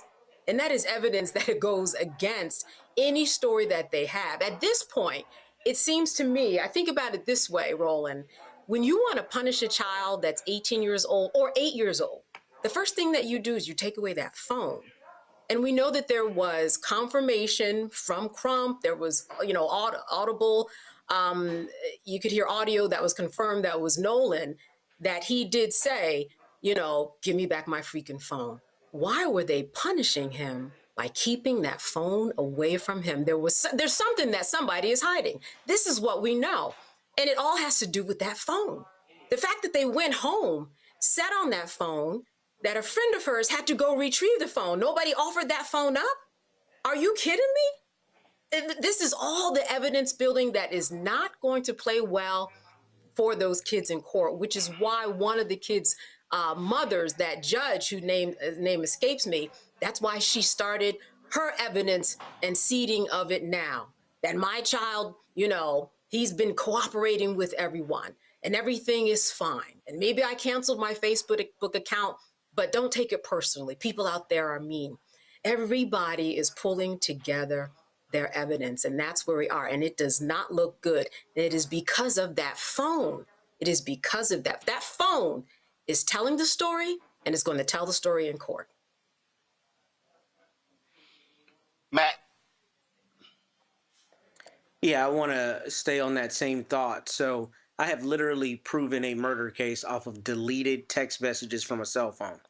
The police may not have thought they had probable cause to search the phone, but phones get dumped. So what people don't know is even if you delete messages or delete data on your phone, there are various levels to the phone where things are saved. So like I said, I literally proved a murder case off of deleted text messages. There's a lot of evidence surely in that phone And there are a couple things I don't understand in this case. The first thing I don't understand is if you have a video that's contemporaneous with their time on the island with Nolan, and they come back with his phone and he's protesting them having his phone, you have a theft. So how you don't issue an arrest warrant immediately for the theft, how you don't decide to dump the phone, how you don't send an exigency search warrant to Snapchat, to social media, to the phone provider. I mean, they do that all the time. When somebody's missing and they have reason to believe there's been foul play, the police routinely do that, and the phone companies and other providers have a means whereby they can get them information in an exigent circumstance. Here, on the 4th of July, this young man goes missing. The family realizes he's missing. It seems to me the police had a number of things they could have done to truly investigate this and preserve that evidence. And, you know, Ben Crump is one of the best in the country, so I suspect his team is going to do this. But the absolute first thing I would do is get a private forensic examiner on that phone. I would do a logical dump, a physical dump, find what is in that phone. And there may certainly be things that were deleted, right? And then even if those things are innocuous, right? Even if they're text messages that don't have anything to do about the conflict, then you have a question of chain of custody. Okay, y'all had this phone for X number of hours before it was provided to his family, and there's something that was deleted that was sent after the time Nolan had the phone, or rather deleted after the time Nolan had the phone.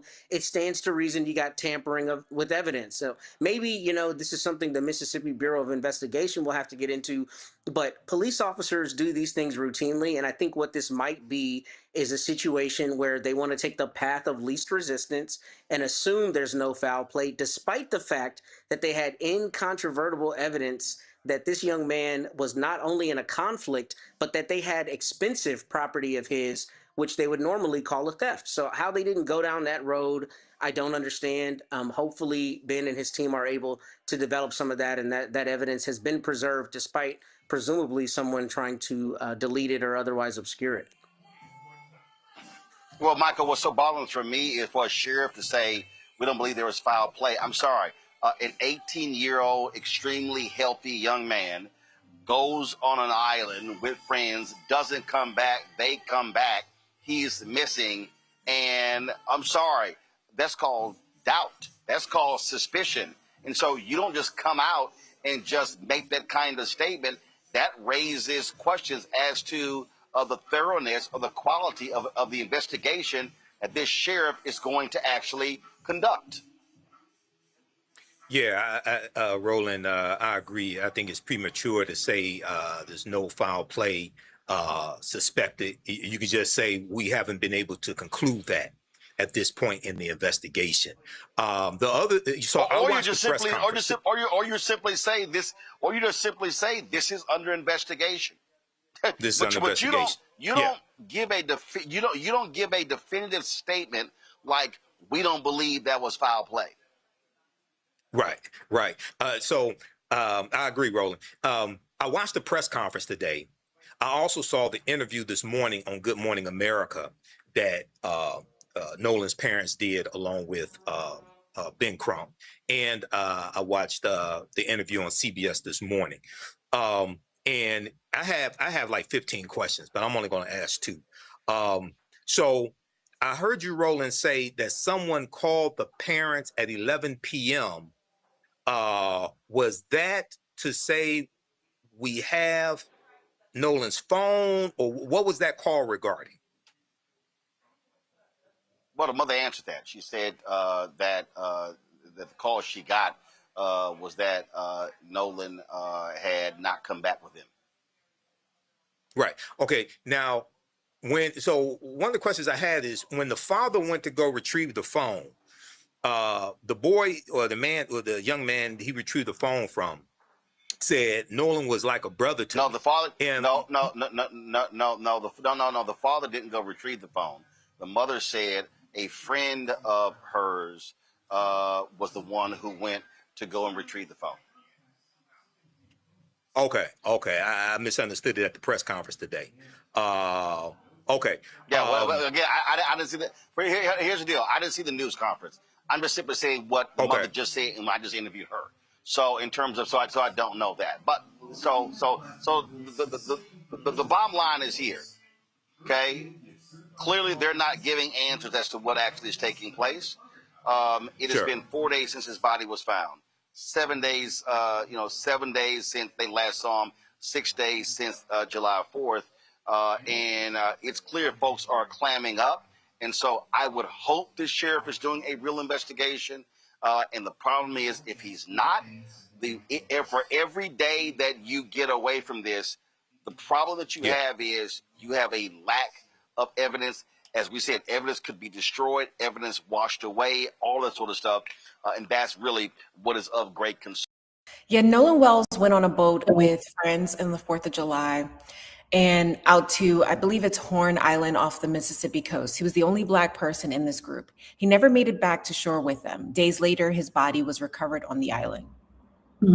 His family, supported by attorney Ben Crump, Reverend Al Sharpton, and millions around the country, have been begging for a transparent investigation ever since, because the story just keeps shifting, and because there's still no real answers for why he was left behind on the island, why his phone was never found with him, what happened in those missing hours. Like, we're still looking for all of that. Yeah, and Nolan case doesn't just exist in isolation, right? In the last year alone, we've seen disturbing numbers of Black and brown people found hanging from trees in public places. From Mississippi to Georgia to New York, each one quickly labeled a suicide, each one leaving families and communities with more questions than peace. Right. And it's not to say that mental health in the Black community, but the specifics of Black people hanging from trees at this time when white supremacy is on the rise needs to be really addressed, and the quickness to label it suicide. But, at the same time, thousands of Black children and adults missing every single year with almost no media coverage at all. Even in the Nolan Wells case, traditional media spaces have not been covering it.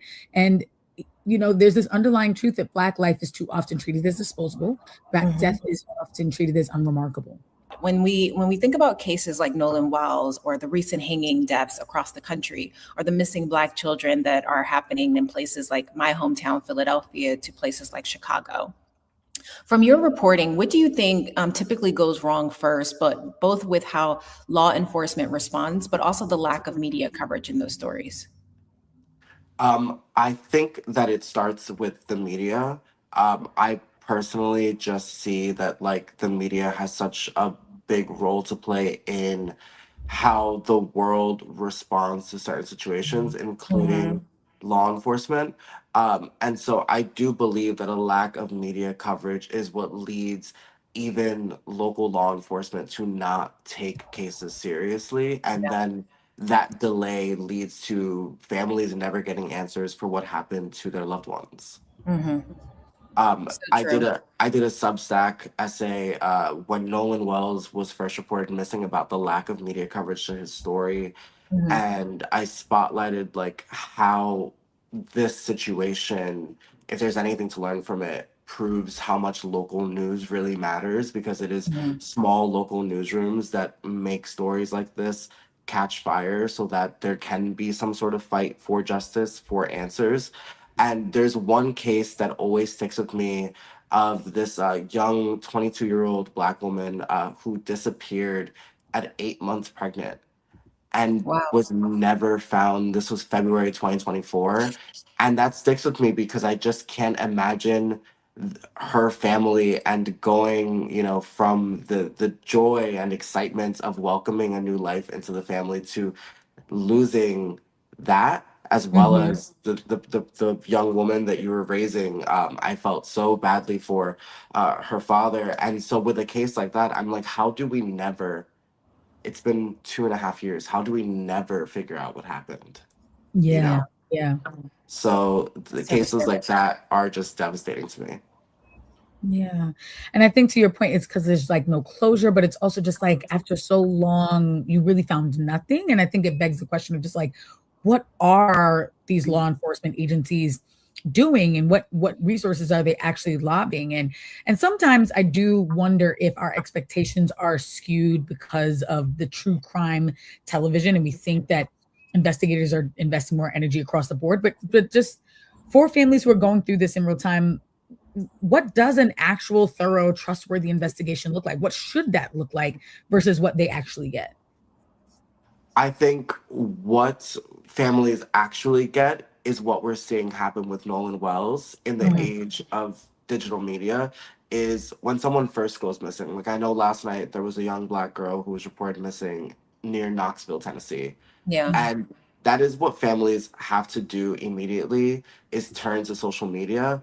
And what happens is either social media ignores it, or the polar opposite is that it becomes this like frenzy of like misinformation, because everyone is now, there's too many cooks in the kitchen and everyone is trying to play a part, and typically that only happens with stories that the internet deems juicy enough to care about, unfortunately. And so I think what needs to happen is that these investigations need to stay local, and they need to be hyper focused on real information. I just think there has to be a middle ground before we get to social media. I know that it's really important in the early stages, but I think we need to. I don't know what everyone's opinion is about in regard to law enforcement, but I think that if we're going to turn to law enforcement, I think we need to have some sort of trust in those systems. Otherwise, I'm not sure why we turn to them. I think we should start working on an alternative to finding our loved ones when they get lost. No, But absolutely. Because as someone who is not an expert in missing persons cases, right? These are yeah. stories that I cover and I see, but so many of them have the same end result. So I can't tell you from my own perspective what a good investigation should look like, but I can point out where they go wrong. And it's typically when the family loses control of the story and it becomes a narrative that everyone else is running with. Yeah, no, that's so true. I feel like the hundreds that we've seen reported online, like in our flag through like social media posts, I can only imagine the ones that don't make it to social media because their families are just not sophisticated enough to post it online, right? Or that their story, to your point, isn't juicy enough for folks to care about it or for it to gain traction. And I think that's one of the most frustrating things about stories like Nolan, because imagine if the family hadn't said anything and they just took the word of his friends as that they left him on an island randomly, which I don't know any friends, my friends wouldn't do that. But the inconsistencies, the disparities that we continue to see in regards to the timeline or the red flags, right, that are coming from these young people's stories or the stories of the attorneys. What have been some of the disparities or the red flags that you've seen in the timeline in your own reporting so far? I think because there's been so many updates, I say, because they're coming from people and sources that we can't 100% verify. Yeah. It's become very muddied. And so I know that last night CBS released a report where they used GPS data that was given to them by a official department in Mississippi that has to do with the waters down there, you know, how boats travel. Forgetting the name of that agency, but they provided them with the GPS data of how that boat moved. And so they confirmed, you know, the boat left Ocean Springs at 9:56 a.m. They arrived at the island at 11:10 a.m. They left the island at 4:31 p.m. That data does verify what the group of, you know, young men are saying about what time they left the island. I'm curious to know how they're going to prove that Nolan was not on that boat. And if they can prove that, I'm still not sure how anyone is accounting for the fact that they're saying they last saw Nolan at 3 p.m. and they left the island at 4:31 p.m. This is not, you know, I'm not sure if anyone has like looked at Google images of you know, Horn Island or watched the videos, I but have, yeah. this isn't Cancun, you know, this isn't like this is a sandbar. It's called an island, but it's a sandbar. It's not huge, right? So you can do that lap. Where was Nolan in the 90 minutes between when you're claiming you last saw him and when you actually left the island? Because 90 minutes is a lot of time. Especially like I know, you know, people who work in media always joke that like that 30-second break that you get, 30 Yeah. seconds is a lot of time. So 90 minutes is a lot of time. So where was he? Yeah, and to your point too, I think that's one of the most frustrating things is why did y'all have his phone? Why did you have his I will phone? And say now that the mother is I saying that there don't was think things taken away from his phone or stuff like right. that. I don't think it's insane because I've again, and this is something that I need to be 100% sure about. I would say I'm about 90% sure, but I've seen that his best friend Javon also left the island. He was on a different boat, but he also left his phone with Nolan's phone on the other boat. Like I don't think it's I personally do not think it's crazy that everyone apparently leaves their phone over on the boats. That Yeah. you know, when And I I go to do, when I go to the beach, I do hide my phone in like a bag and leave it somewhere so yeah. that the sun doesn't kill it. So like Yeah. I'm curious to know when did they notice that they had it? That is the big question. You know, I had seen some of the snippets from Christine's interview and also some of your coverage because you've been at a lot of these presses, you've had conversations with the family, and so seeing your quotes that come from it. And she had said on multiple occasions that she did not get the phone back immediately, and then she also to clarify something that was said earlier that she had to she had to reach out to ultimately get his things back. That it wasn't like someone, you know, was like, hey, we have his stuff, we haven't been able to get in touch with him, so here it is. Like she had to go chasing after some of his things. Is that, did I misunderstand that, or? So Christine Wonsley, Nolan's mother, tracks Nolan via Life 360, which is a GPS app. And so when she checked Nolan's Life 360 location, it showed that he was somewhere else. It showed that he was on land, but it showed that he was somewhere else. I'm not certain, like she has not clarified where it said she was. It could be that like it showed him on a random street and she's not sure, you know, what it was saying. But so Nolan's friend Warren was the one who called Christine at 11:07 p.m. that night, according to her, and said, "Have you heard from Nolan? No one has seen him, and he's not with us." And then that friend also is the one who called the Coast Guard, reportedly. Christine then reached out to her friend, whose son, Jalen, is Nolan's best friend. Her son said, I haven't seen Nolan. The last time I saw him was on the island. He's not with me. He said, let me check his Snapchat location because they all share their locations on Snapchat. So then he checked and it said that it was at someone's house. And so when he looked at the location, not only was Nolan, I don't know if anyone is familiar with like the Snapchat map and what it looks like, but like it shows you on a map and it shows like your avatar. And so what he and his mother said is that when they looked at the map, it was not just Nolan, but it was like a bunch of people were in this one concentrated area. So then they traveled to that house and they knocked on the door, and that is when they learned, like that's when they got the phone. And so I don't think that the friend, from what I'm trying to connect, because I will be honest and say the interviews, no one who has interviewed the family has taken the opportunity to in my opinion clearly, you know, clarify the timeline of events. I think that it's been bits and pieces here and there, and so it's up to everyone else to try and like string them together. So I don't think that the friend who called Christine was at that house or had no, like I don't think that, I think that was a friend who was at the beach and is separate from the group of people who had Nolan's phone. um that's what I am surmising from the story that I've heard. Okay, that makes sense.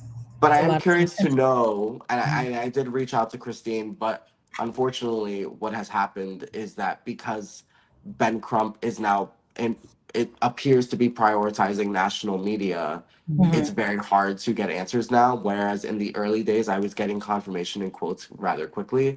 Yeah. Um, I this week like re-downloaded Snapchat and like did an experiment where I was having my friend track me and I was changing the settings and shit. So like Snapchat does not track your location in the background, It only unless tracks when you post, right? it tracks it if the app is open, Oh, okay.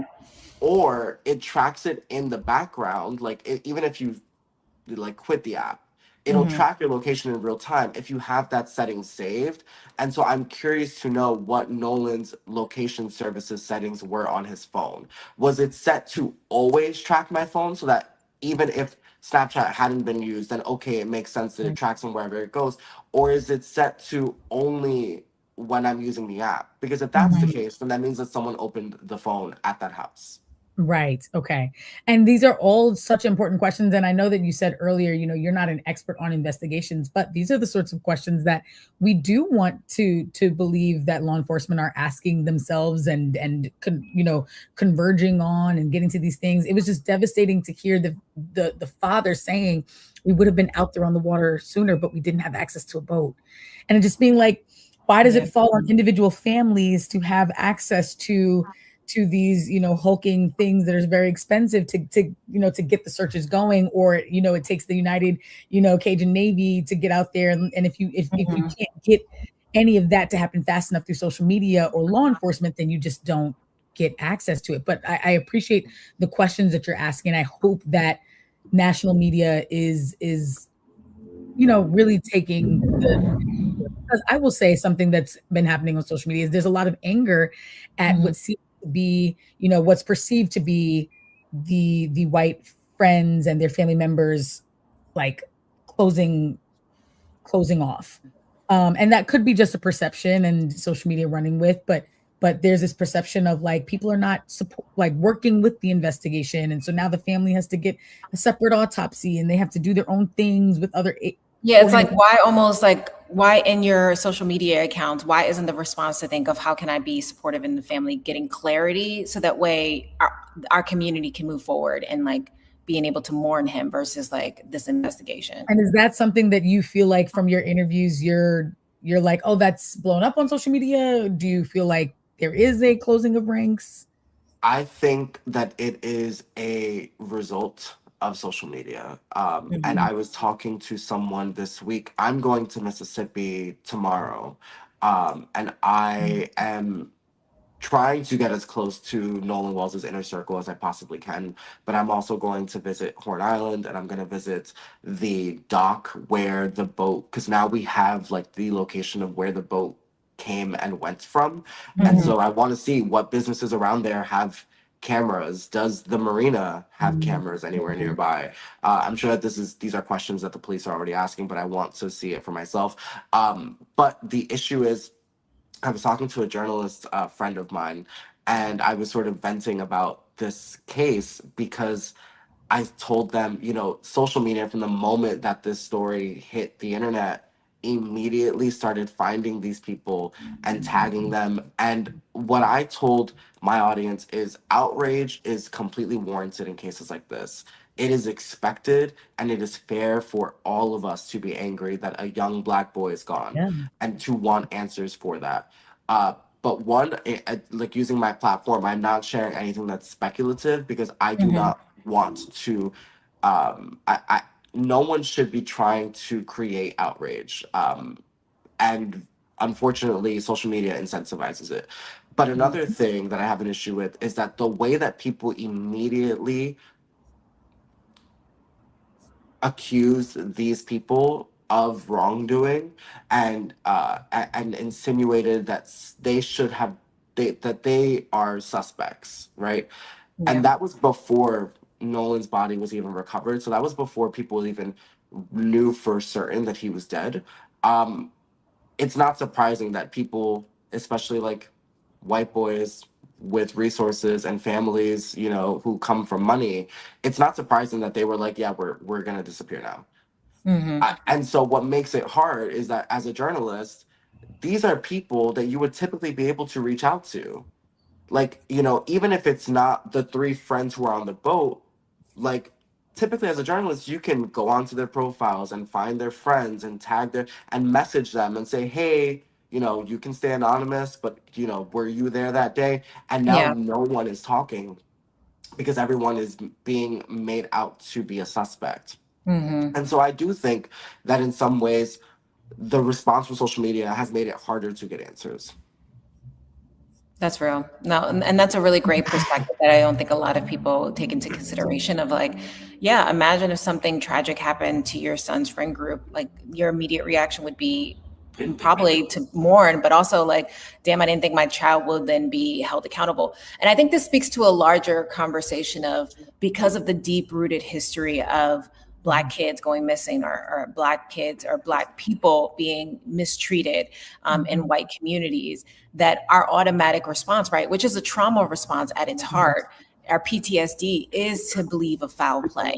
And the question I would pose is like, well, I would ask ourselves is what's the chicken before the egg, right? Are they shutting down as a response to because they have something to hide, or are they shutting down because they know that the public will have a negative impact or have a negative perspective because of the history of violence for Black kids?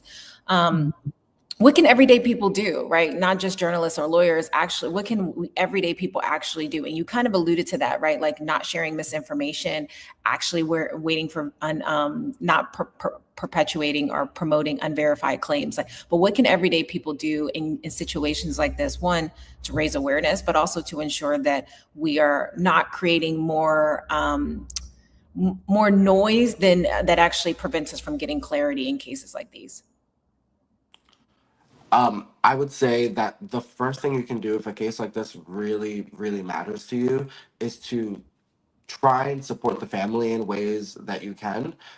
So, and immediately when someone is reported missing, try and spread that.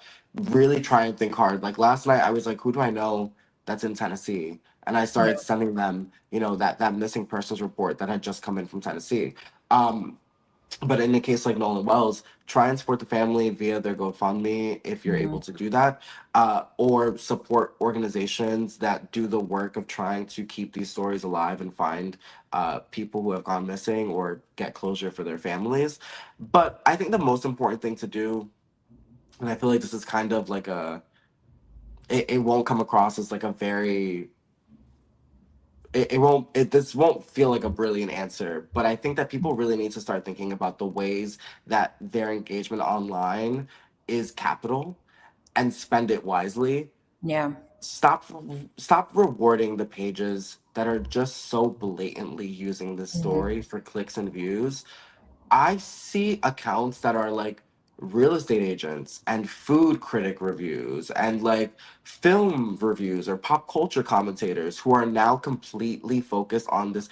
If an account has more videos about Nolan Wells than the media has news stories, that should tell you something. Yeah. Like you should not have been able to make 10, 12, 15 posts about Nolan Wells. You can't, I can't script 15 videos about Nolan Wells, we don't know enough.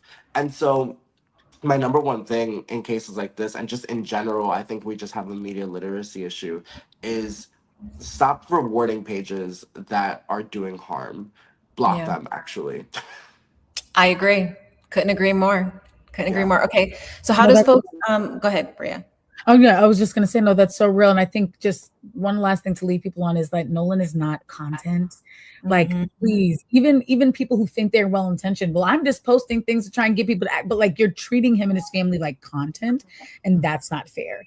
And allow the family to actually get the answers. Because listen, even if we believe and feel like there is absolutely proof of foul play, we don't want people to disappear off the face of the earth with the only evidence that this family might have access to, right? We want them to be able to be held accountable in the proper channels, and not that social media's witch hunt is clouding and getting in the way of that. Again, even with well intentioned, because he's not I really want people to remember that, like, Nolan Wells' mom, first of all, is so sweet and like so brave and strong. Her resilience is remarkable.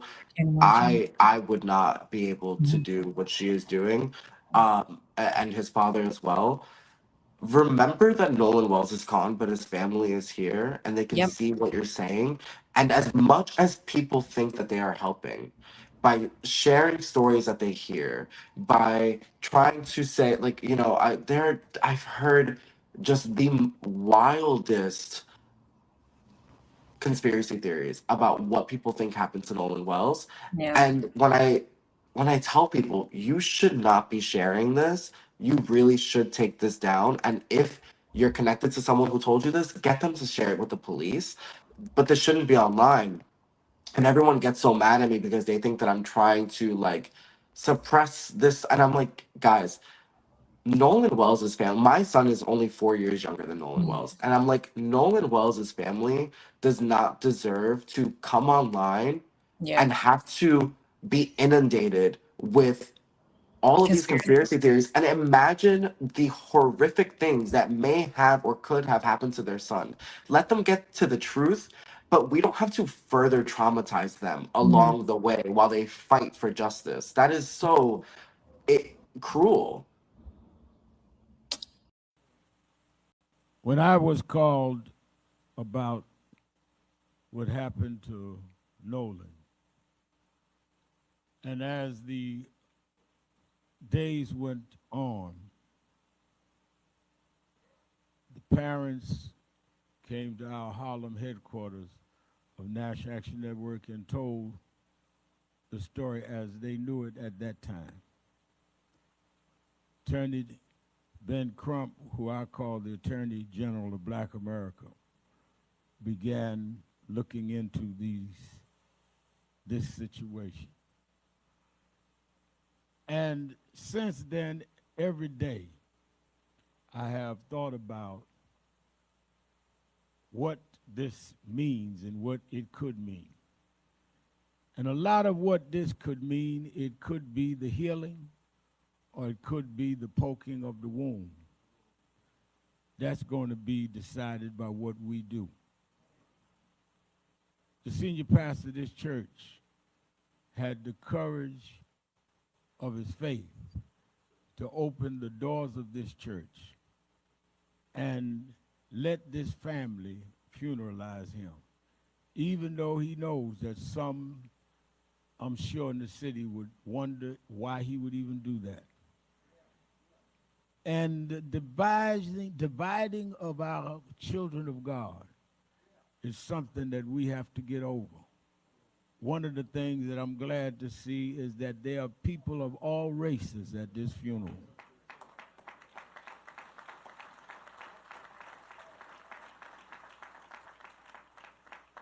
And there are people of all ages. All whites are not a racist, and all blacks are not angry. Somewhere in the middle, we've got to meet and find what is just and fair. And that is why we want to celebrate Nolan, and at the same time say we want a full and thorough investigation.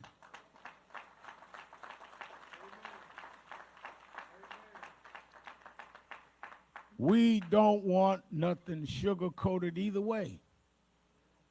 But for an 18-year-old young man to no longer be with us, we want answers. Not biased either way, just answers. And I think that for the family, the closure can come if there is justice. We will see where it goes. Some have prejudged. I do not think that it is appropriate for either side of opinions to prevail without a backup and fair investigation. We cannot say it was racist, but we cannot say it was not racist. So let's not judge either way until all the evidence is in. And in that light, let me say this, and I'm going to take a brief text and I'll move on. There are those that are so full of hate that they would send hate messages to the house of these parents. They sent one that Christine shared with Attorney Crump and I, and it accused her and Elmer of just stirring trouble and accused the lawyers, Attorney Crump and I, oh, they just want money. First of all, I don't get any money in any of what we do. Most of the cases that you have seen us do, we help to pay the funerals and all of that, and never ask for a dime back, even if they got settlements. But since Mississippi is so special, I've not only I'm not only saying we don't want nothing, I want to say right here now, and I'm inspired by who accused us of that I want to put up from National Action Network and me, I want to offer a reward of $50,000 to anybody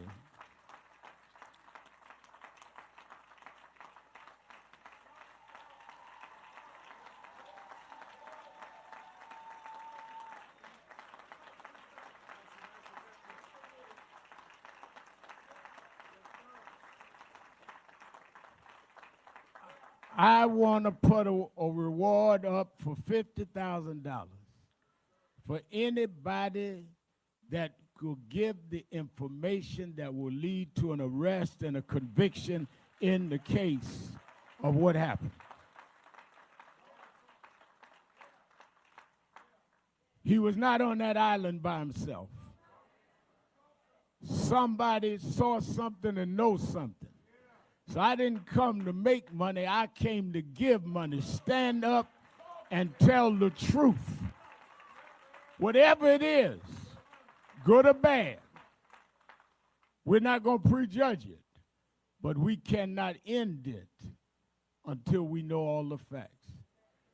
So all you got to do is reach out to Attorney Crump's office, and National Action Network could do that if it leads to an arrest and conviction. And I guarantee you, you'll have it before the sun goes down.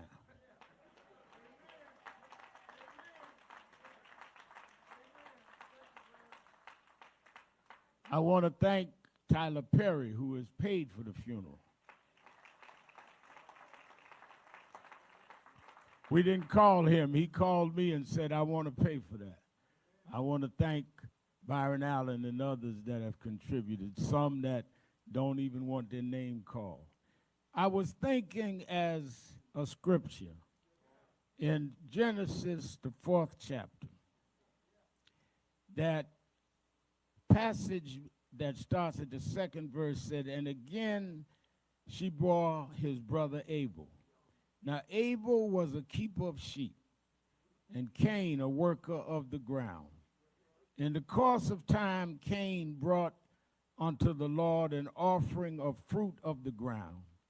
And Abel also brought of the firstborn of his flock, and their fat portions. And the Lord had regard for Abel and his offering. But for Cain and his offering he had no regard. So Cain was very angry, and his face fell. The Lord said to Cain, why art thou angry? And why has your face fallen? If you do well, will you not be accepted? And if you do not do well, sin is crouching at the door. Its desire is contrary to you, but you must rule over it. Cain spoke to Abel, his brother. And when they were in the field, Cain rose up against his brother and killed him. Then the Lord said to Cain, where is Abel, your brother? And he said, I do not know. Am I my brother's keeper? And the Lord said, what have you done? The voice of your brother's blood is crying to me from the ground. May God add a blessing to the reading of his word.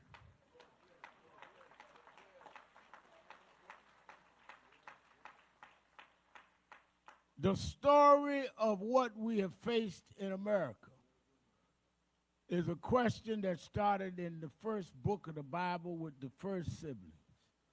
Am I my brother's keeper?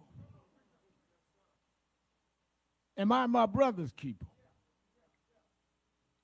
Or will we, out of some emotions, some anger, some jealousy, some envy, maybe some bigotry, decide rather than deal with building up the beauty that God put in us, that we will harm our brother and that we will harm our sister, and through some malice try to hide it? But The Bible says that the victim's blood cried from the ground. I hear this morning Nolan's blood crying from the ground. Am I my brother's keeper? Or am I the keeper of some secret, some information that you could give and won't stand up? But the blood's gonna haunt you. Those in law enforcement, your job is to follow the oath, not to follow the preference of what goes down. There are those that want me to condemn people before we know whether they're right or wrong. Now, yes, there's some questions around this, and this is not a rally. This is a praise and worship service, and we'll deal with those questions. But, you know, it's interesting.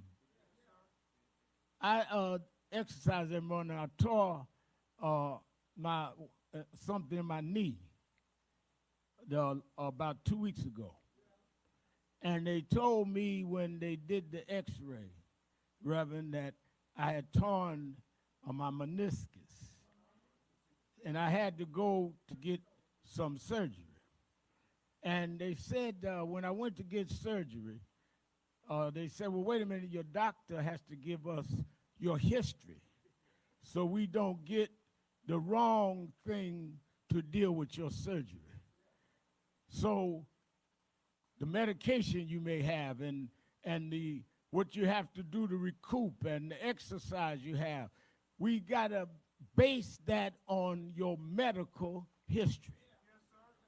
Well, the reason why what's happened to Nolan, under unquestioned, unanswered questions, gone, phone and keys found 2 days later.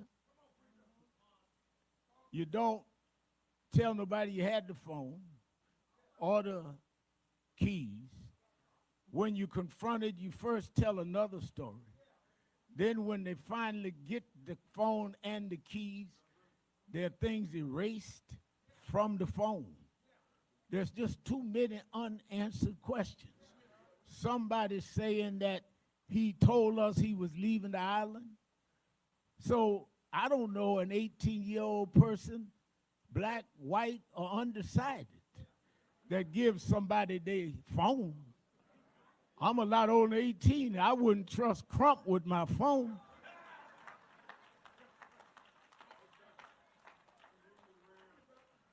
So we just raising the questions. Where is my brother? He went out with y'all. He came back not with the, where is my brother? And because of the background, like they asked me before they give me surgery, they went to my medical history. So the reason why a lot of people in the nation are looking at this Nolan situation is that we've looked at history in Mississippi. Some of us remember what happened in Mississippi. And because of what happened in Mississippi, doesn't mean it's guilty today, but before we can medicate and heal today, we got to look at your history.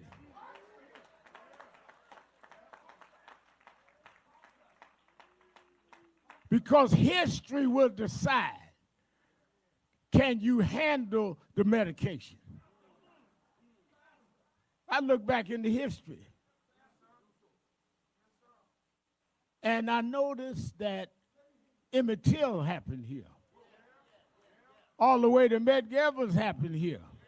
Based on the history, we got to be able to dig deep. We can't have people in law enforcement saying there was no foul play before an investigation. We got to look at the history.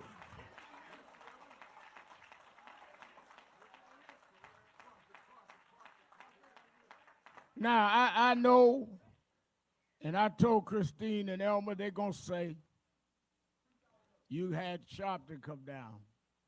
And that could be controversial, but don't get me wrong. I grew up in Brooklyn, New York. I grew up in a section called Brownsville. I first had, my parents had a nice home in Queens, nice middle-class home.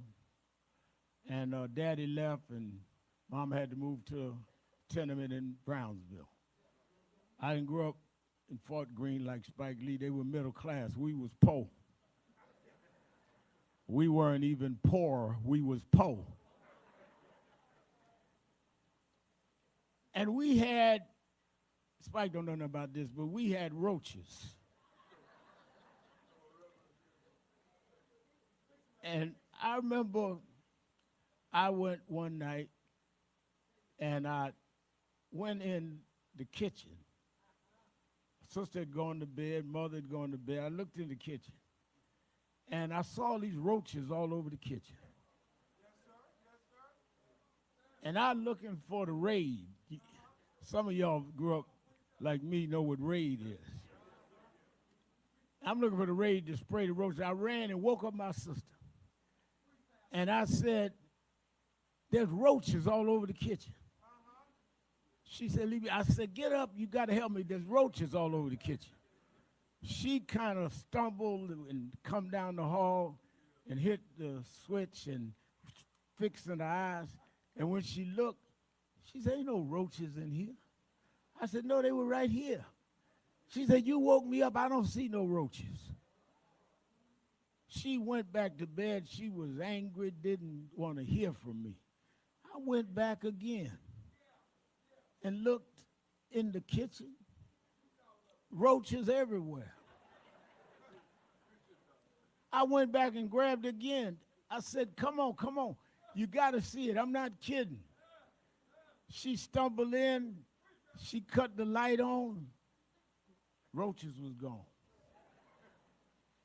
So I'm now in the little hallway trying to figure this out. And I figured it out, that when you cut the light on,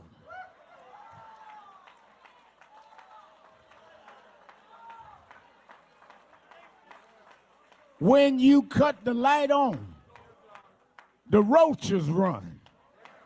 I did not come to Mississippi to cause no trouble. I come to cut the light on.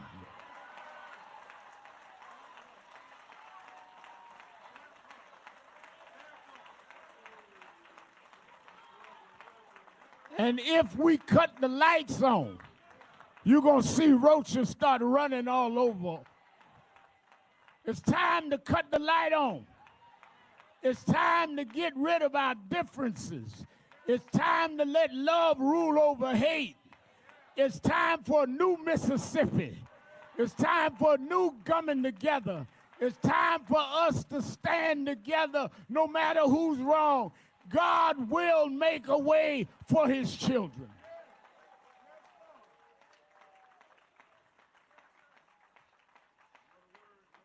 That's why God can use this occasion to make blacks and whites in a state with a bad history say in Nolan's name, we're going to come together and we're going to find out the truth here together.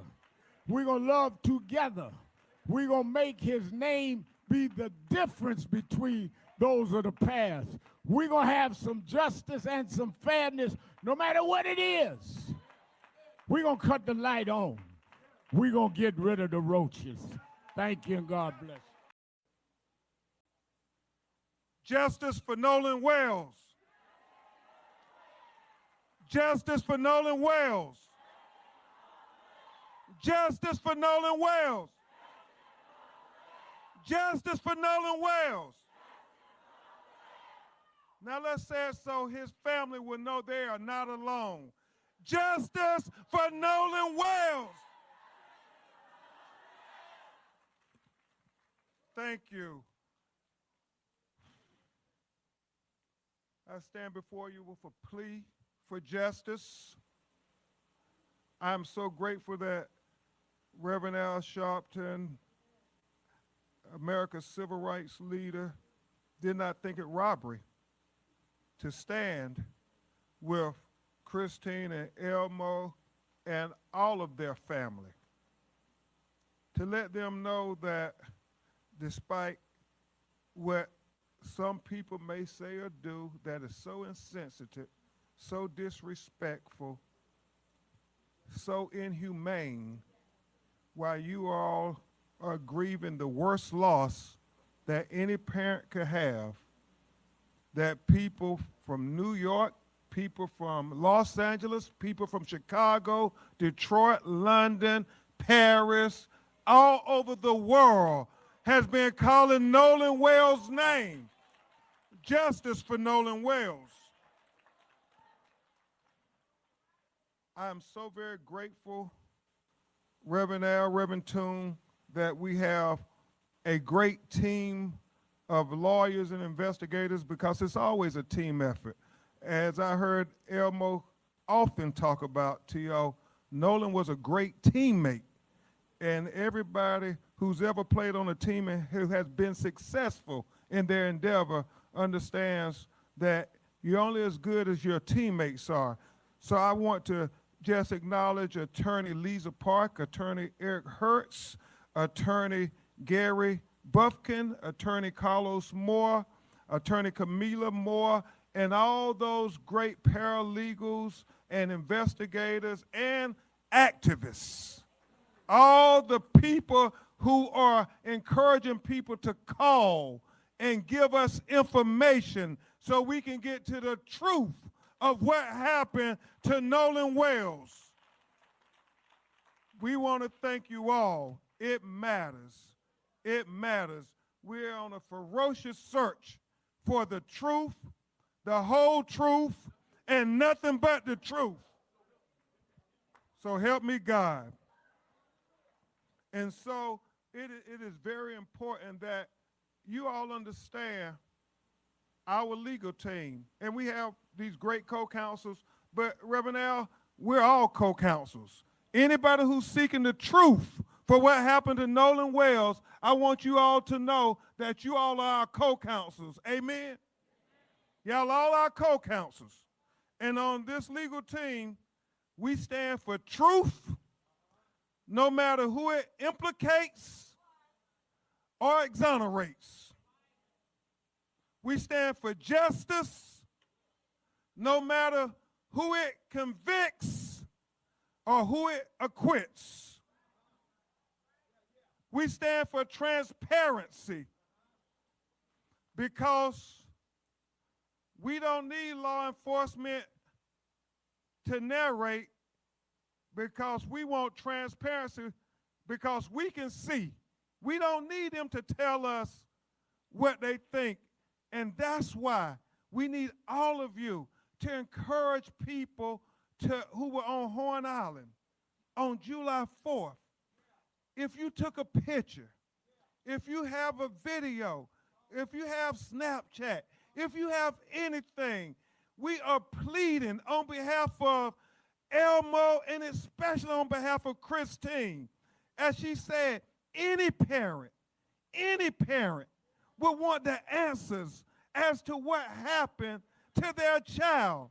They went out on the boat came back, and Nolan washed up on the shore 2 days later dead. Wouldn't you want answers?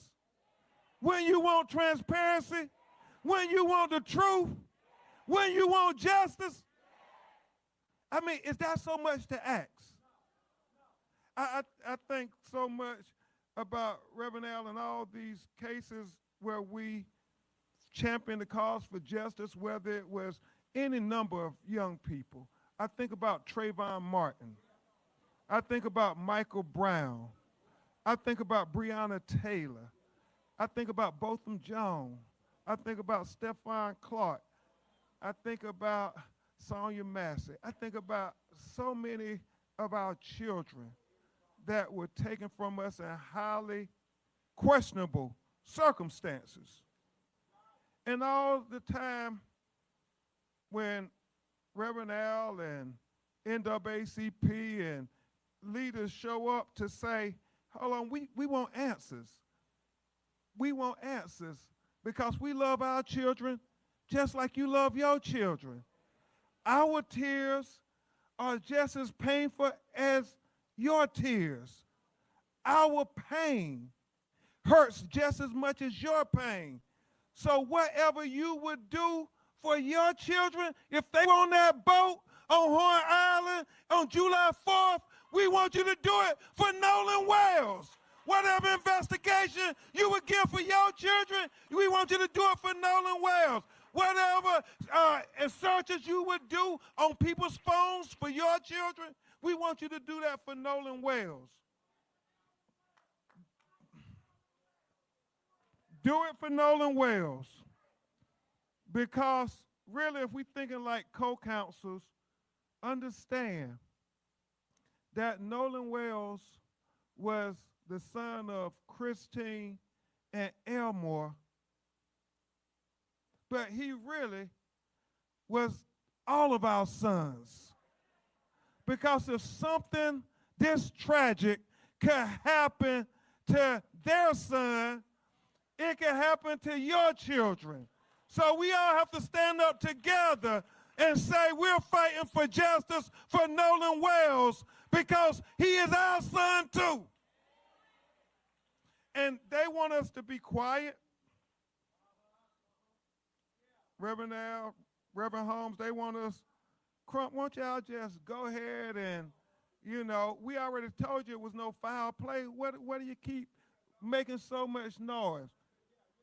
Well, until we get answers, until we get to truth, until we get to justice, we're going to stand up and we're going to keep ringing the justice bells for Nolan Wells. We're going to ring the justice bells for Nolan Wells here in Mississippi. We're going to ring the justice bells for Nolan Wells in the United States of America. We're going to ring the justice bells for Nolan Wells all over the world because Nolan life mattered. Nolan life mattered. Nolan's life mattered. Nolan's life mattered.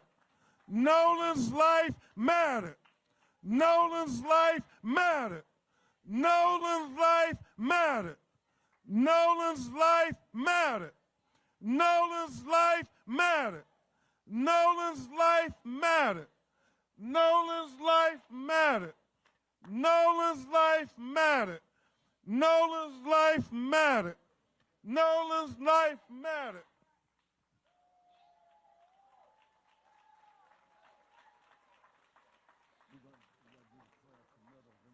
Okay. Now, I was gonna.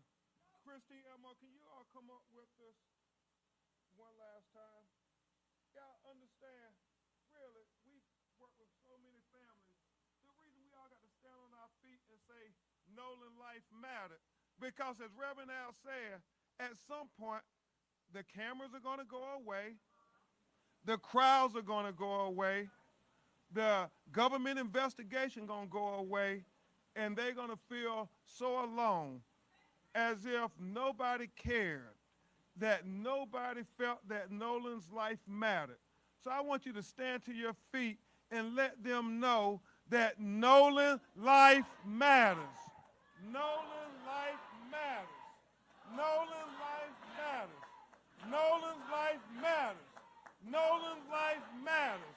Nolan's life matters. Nolan's life matters. Nolan's life matters. Nolan's life matters. Let me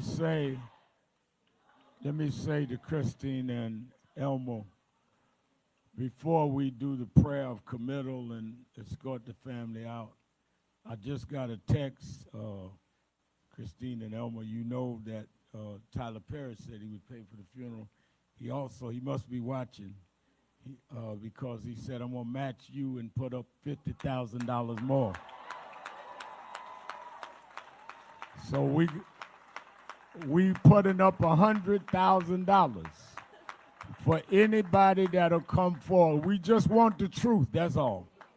We just want the truth. And we want to thank Tyler Perry. He must have been watching. Want to thank Colin Kaepernick, who paid for Colin Kaepernick, a real giant in our community that shouldn't be disrespected by anybody. But I'll leave that for when I get back to Harlem. But thank you, Colin, for what he did for this family.